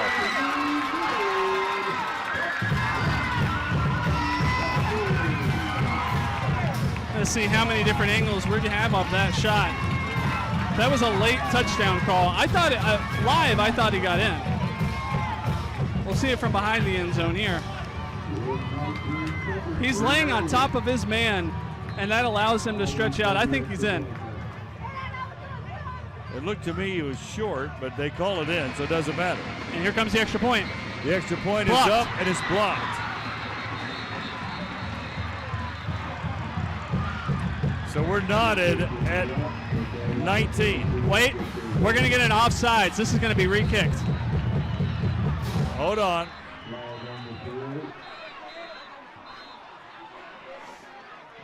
They got there mighty fast. I'm not Offside surprised by that Pinson call. Valley.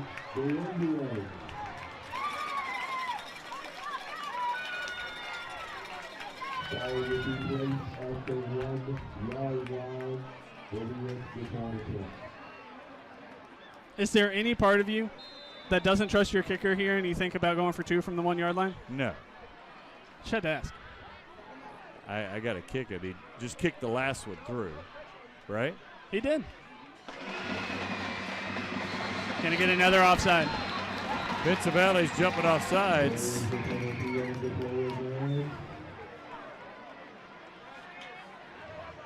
I mean, I'm not sure what they're arguing. I don't really mind them continue to try it. You got to block this kick. Keep trying to get a jump on the snap. Now it's getting so close. Do you think about it? Should be on about the 1. From the 3 to the 1.5 to the 3/4. Keep going half the distance. They are bringing the quarterback in.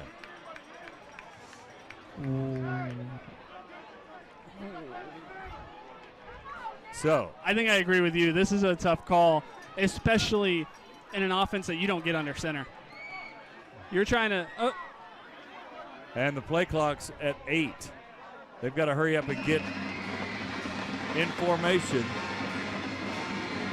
And there's a false start. And there's a movement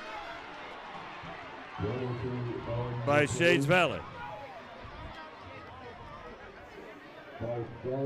And after 2 penalties from Pinson Valley that were worth a total of 1.5 yards, or 2 yards, now that one's worth 5, and they're back to trying to kick it, which they made it from here earlier.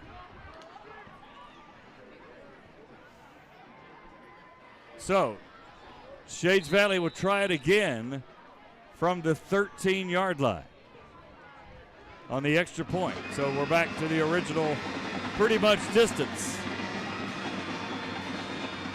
It's down, it's up, it is no good. We're getting Another flag offside. down. Another flag down. Hold the fort. I mean, Ed, these are correct calls.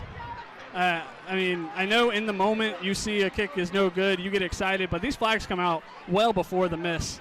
These are correct calls. They've been offsides on all of these so far. So I know it's frustrating for both fan bases to watch right now. A little frustrating for us up here, but these are the right calls. You can't keep the flag in your pocket in a moment, especially this big. Wilman Guerrero has tried to kick this thing about 5 times. He'll try it again. Back to the original spot. We are back on the 3-yard line.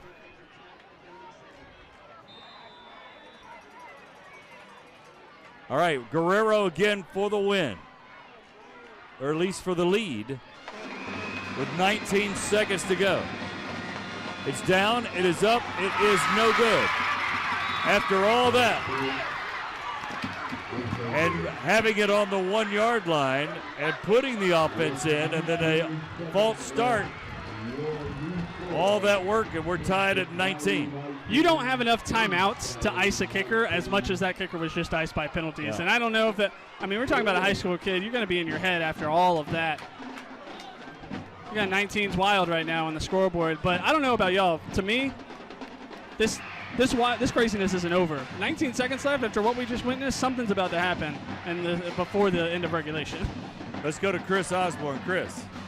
Guys, have you ever seen anything like this? A range of emotions from the fans, from the sideline, all of the laundry that's been left on the field. What a wild finish. We're going to wait to see what happens. Maybe overtime, we don't know. But certainly it's ups and downs on this side of the field. Back to you guys. Thank you, Chris. I think that's something we saw over here on the home sideline. They saw the kick go up. Once it didn't get blocked, they were celebrating, thinking it went in. And then when the PA call came over and said it was no good, they realized what happened. A lot of people have stuff packed up, standing up, getting ready to go out of the stadium, and now they realize, hey, we might have to stick around a little bit longer. I don't think I onside kick it. I think I kick it away. Take my chances in overtime. Take your chances with the return team. You got to make a stop here first. But it looks like an onside kick because he's that depth. So Guerrero trying it again. It bounds, and it's knocked away. Shades Valley picks it up. So they tried it, and they got it back with 16 seconds to go. I mean, that's the onside kick they were hoping for earlier. That second bounce, that's tough. And then it just bounced straight into Shades Valley's hands, and now you can't advance it, though, so they'll mark it at the 33, 32-yard line or so. And again, we've seen kicker problems, but we also seen he has the leg. They could run him out there again by getting inside the 15 probably. I think they kind of run him out there to give him another shot. 16 seconds to go. 2 plays, no timeouts. Did I say we were done with the craziness? I mean, come on. Bolden, again flanked by Poole. Now linemen are jumping around. Drops back, getting pressured, throws on this side, and they'll pick up maybe 5. That might be the end of the game. And that's Brewster end of regulation. Again. They're not going to. At 3, 2, 1, and that'll do it. They can't get it off.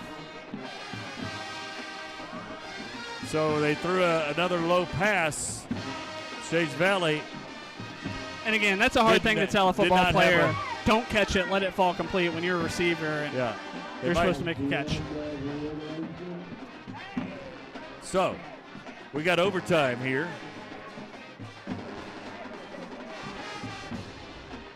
So for those unfamiliar with high school football overtime, both teams get a possession starting at the 10-yard line, and it's first and goal.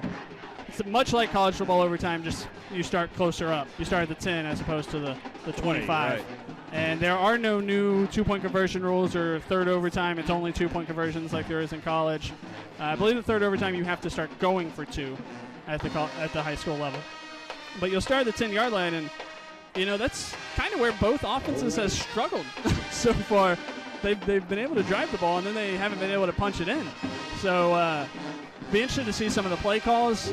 Pinson Valley is probably thinking back when they were up 10 points, had the ball at the 8-yard line, and called back-to-back reverses. I doubt we see that now in overtime.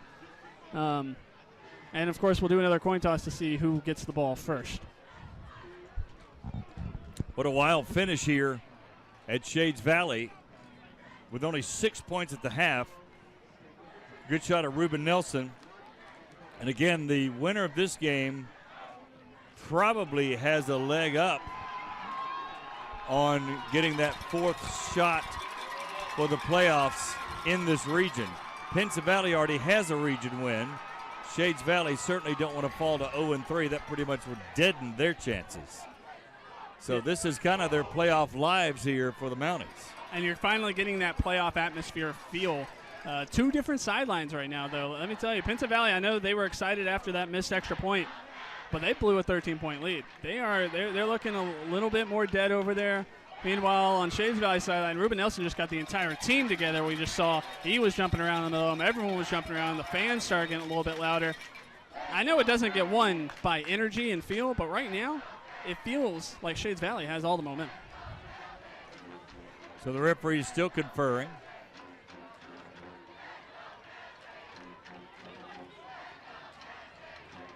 I wonder if they're just making sure everyone's on the same page about overtime rules. They look like they're having a good time. Or if they're just waiting on captains. Looks like Pinson Valley's captains are ready. So the Mounties have kind of risen from the dead here a little bit with some good defensive plays, some breaks, obviously, maybe some questionable calls by Pinson Valley and a little help, but you have to do all that to come back from 10 down with, 5 minutes or less to go in this game. Yeah, their final two touchdowns were, that field goal to go up 13 by Pinson Valley made it 19-6 with 6:48 to go in the game. And they did exactly, what you need to do in that situation. It's 2 touchdowns, but you got to get the first one. They took their time on that first drive. And, yes, Pinson Valley had plenty of penalties that got Shades Valley down the field. But it was a 3-minute drive still. And then they were able to get the stop. And that big pass play over the middle, Xavion Bold, I know we might have a lot of plays that are in the running for play of the week. But so far, that's my pick. The 30-yard pass play down the middle of the field that got them set up to be able to score that game-tying touchdown. So here's the toss and conversation for overtime. Each team will get a chance to possess the ball starting at the 10-yard line. When I flip the coin, I'm going to let you tell me what you want on it, okay? I'm going to catch it and let you tell me what's on there. Whoever wins the toss has a choice of offense, defense, or the side of the field they want to play on, okay? Y'all understand what I just told you? Okay, all right. So what you want on the coin? Tails. He said tails this time. I called it. What we got? Tails it is. What you want? Defense. You got defense or that's not a choice now. Offense, defense is an option. So you want to go defense. Yes, sir. What you want? What you mean? You want the ball or the end of the field you want to play on? No. What you want? You want the ball or you want to play on the end of the field? End of the field. Now, when you do this, now they got the choice of the second. I want to make sure you're making the right choice now. We wanted to defer. We wanted to defer. They won the toss, okay? Yes, sir. So now you got a choice of getting the ball end of the field. They'll get the ball if you tell you want to play on that end. They won the toss. Yes, sir. So what do you want? You want the best thing for you to do is take the ball. We want the ball. We want the ball. So what end you want to play on? Down there? Okay, all right. Okay, that's fine. All right.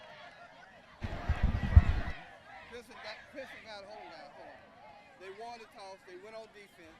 Shades Valley gonna get the ball and be playing on this end down here.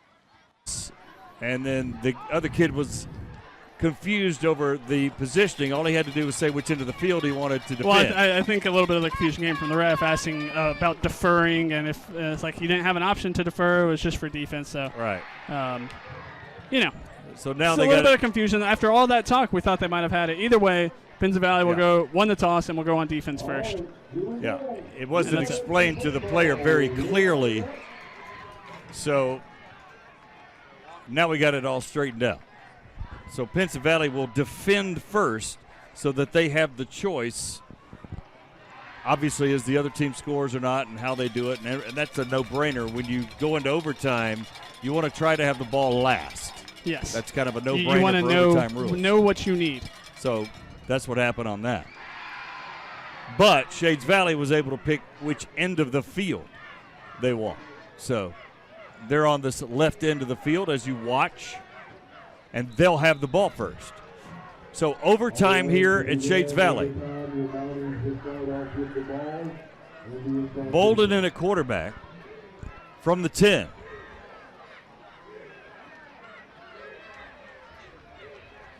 Handoff Poole, wide open hole, but it closed quickly. He gets 2 on that far side before he is knocked down. Leland Johnson on the tackle. Second down from the 8. And just a reminder, there are no first downs. You cannot get a first down in overtime. It will always be the goal line to get to at the start of every possession. 4 wide receivers set. Bolden, high snap, he catches it on his fingertips. Going deep in the end zone, touchdown! Beautifully thrown that time, Brewster didn't drop it. Man, you know he has been wanting that. He wanted it to end regulation. Great route, just enough separation, and a great throw. Controls the ball all the way down to the ground. And what did he get told? He got told, catch with your hands, not with your body. He made sure to do that. That's a big-time touchdown. Shades Valley going to the air when they needed to in the second half. That made the difference. Now you have to decide whether you want to risk it with your extra point team or if you're lining up for 2 before Pinson Valley even gets on the field. So it looks like they're going to go for 2.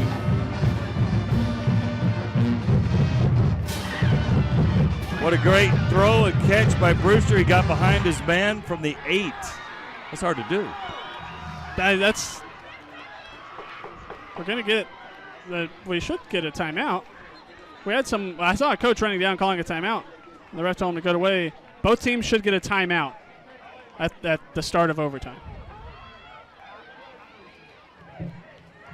And the Mounties will come talk about it. So they score the touchdown, up by 6, and now they'll go for 2. There's a good shot of Reuben Nelson we're about to show you. The head coach of the Mounties. There's the flag. Flag is down.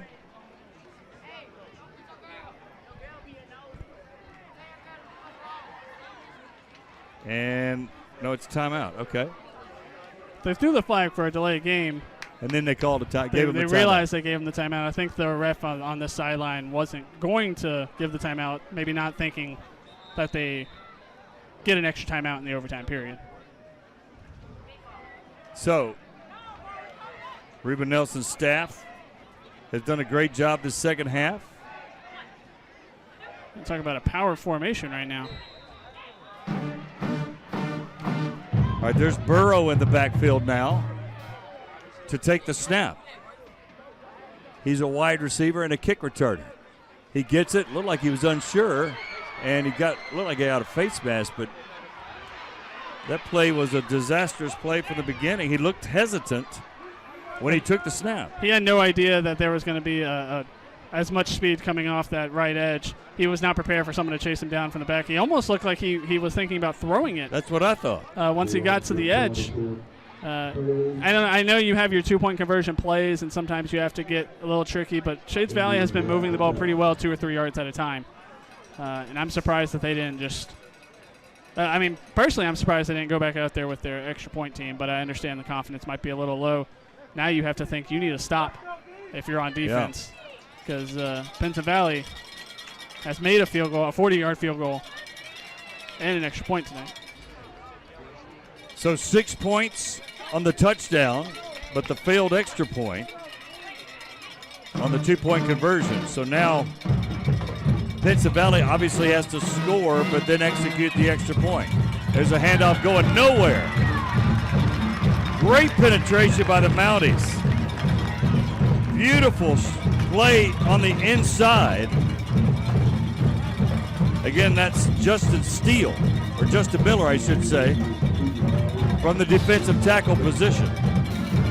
Putting yourself behind the sticks in overtime, that is tough to come back from. It does give you a little bit more space to go over the top, and we know that Pinson Valley likes to take their shots. I wouldn't be surprised, especially without that deep safety. Well, we are seeing a double team here on the near side. Green throws it. They're going the same route. He did not get his foot down. It's a great catch, a great throw, but his foot was not down, trying to find Shackelford over there. Watch the camera work here. Yeah, that's a great throw and a great catch. Ref's going to get in our way, of course, but watching it live, that was the correct call. He landed out of bounds, both feet out of bounds. I think one foot landed in the white. It was very close, but he was out of bounds when he brought down that ball. Now you're at a 3rd and long situation. Again, you know this 4-down territory. You're not kicking a field goal. You lose the game. Shackelford is very, very big receivers, so they might try that again here. 3rd down from the 12-yard line. That double team is a little bit more apparent now on this side of the field, with Shackelford facing 2 defenders instead of just 1. Green getting pressured. He's sacked at the 24-yard line. Flags are down. Might be defensive holding. We'll take a look and see. That's a killer penalty. I think that's the right call. The receiver was calling for it right away. But man, what a difference that's going to make. 4th down from the 25 was coming up with that sack from the 24. Instead, I think you're about to have third and goal from the 6. They waved it off. Wow, they threw a flag and then picked it up. That doesn't make a lot of sense. That's the 3rd time we've seen that tonight, and all 3 times I've been confused as to what the conversation was that made him pick it up. Because all 3 times we saw a flag and we thought it was the right call live. In a massive moment. Yeah, that had given them a real much better shot. Instead of the 24, might have put him inside the 15, right? I mean, yeah, it would have been 3rd and goal inside the 10. It would have had an extra play, too. You're looking at 4th and goal from the 24. You have to score on this play to keep this game alive. And I don't know. I mean, I know you haven't seen prevent defense all game from Shades Valley, but you gotta keep everything in front of you. I mean, I'm thinking 4 guys at the 5-yard line. You can't let anybody get behind you. And you man up Shackelford, because they're going to throw it up to him. And Shackelford's very big. Obviously, he could go up and get it. Almost had a touchdown just a couple of plays ago. And reminder, this is high school football. There are no automatic first downs. If you're about to get beat for a ball, you get a pass interference call, because then they have to do it again from the 12. But, that's better than them getting a catch in the end zone. I don't think high schoolers would think that way, but you're right. Hey, you have a timeout. You might be in a teaching moment right now. Yeah. It would be hard for them to execute that, but it would be the proper way to do it for sure. Hey, the easy way to get out of that is don't get beat. Knock the ball down. That's what they would say. And the crowd. That still may not work. All right, so we got 3 guys. Shackelford's on the end, I believe, on that far right end. And they're looking that way. He pump faked, and they sacked. That's it. Shades Valley with the incredible play and the sack to end this game in overtime. What an amazing play by the defensive front line. Jeremiah Hill, Jalen Lewis, Jamarcus Johnson. I know number 35 has been in there a ton. That's Justin Miller. I don't know who got in there then, but it doesn't matter. They all played terrific. I like the defensive play call. Put pressure on the quarterback. He hasn't handled it very well. As you mentioned, throwing off his back foot has not worked well. They were at the 24-yard line. You could have easily blitzed 3 and dropped back. But no, they had 5 guys blitzing with another spy on him as a linebacker. Here's the play again. The pump fake. Yeah, I think at a certain point, you have to let the ball go. Yeah. And I know that's tough in that situation. You're not trying to throw an interception, but you have to know you got to give your receivers a chance. Throw up the ball. But man, what a great game! And honestly, Jamison Green, a play like that, the only reason they were even in overtime was some of the plays that he made. You can't hold it against him for that. But man, what a fun game! What a comeback! Yeah, from Shades Valley. We thought this game was over, 19-6 or close to over, but it was a 2-touchdown game, and they came back to win it. So it'll be a fun interview with Ruben Nelson after the game when Chris catches up to him. So now Shades Valley has a win in the region. Well, let's go to Chris Osborne on the sideline. Chris. Hey, thanks, guys. Coach, big region win for you. Have you ever played a game like this in your life?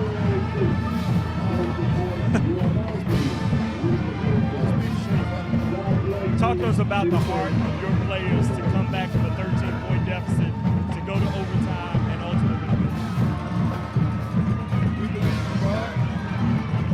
I'm trying to change coach. All right, Coach, I appreciate you. Guys, definitely an emotional coach, a long, hard-fought ball game.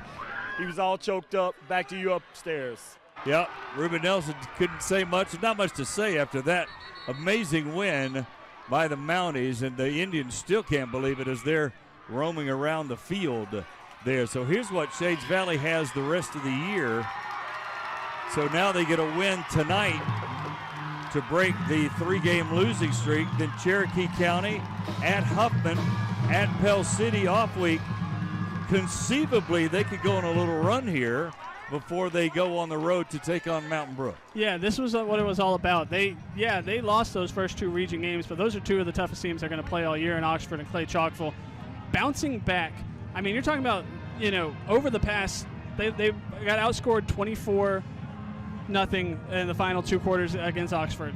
42-0 in 4 quarters against Clay Chalkville. They were down 19-6. They had some bad football over the past 9 quarters, and to be able to come up with those 6 minutes of play was just, I mean, they knew. I think we've seen flashes. We talked about the success they had on offense.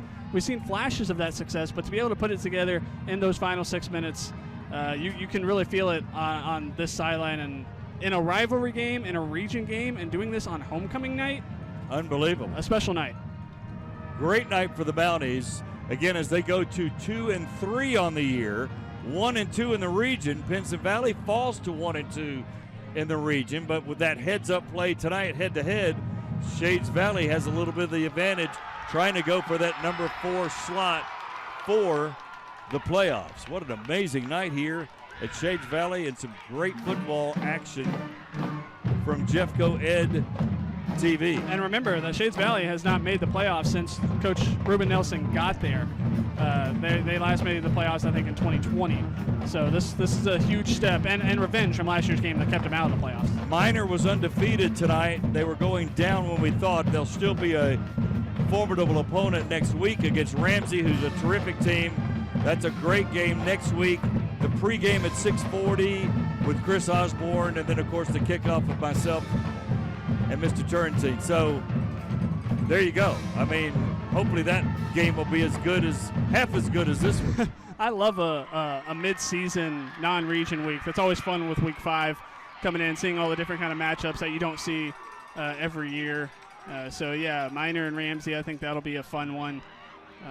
But you're right. I mean, we can talk about some of the lopsided games we had in the first 4 weeks, but this certainly made up for it. What a night. What a terrific night. Great job by the crew. Thanks to executive producer John Huddleston. Happy birthday to him. John Rocket directing us. All the guys on the crew. What a game. 25-19, Shades Valley wins it in overtime. Coming down from a 6-point effort in the first half. They scored 19 in the second half. We appreciate you watching. You've been watching the Jeffco Ed Game of the Week. We'll see you next week at Minor for Ramsey and Minor. So long, everybody.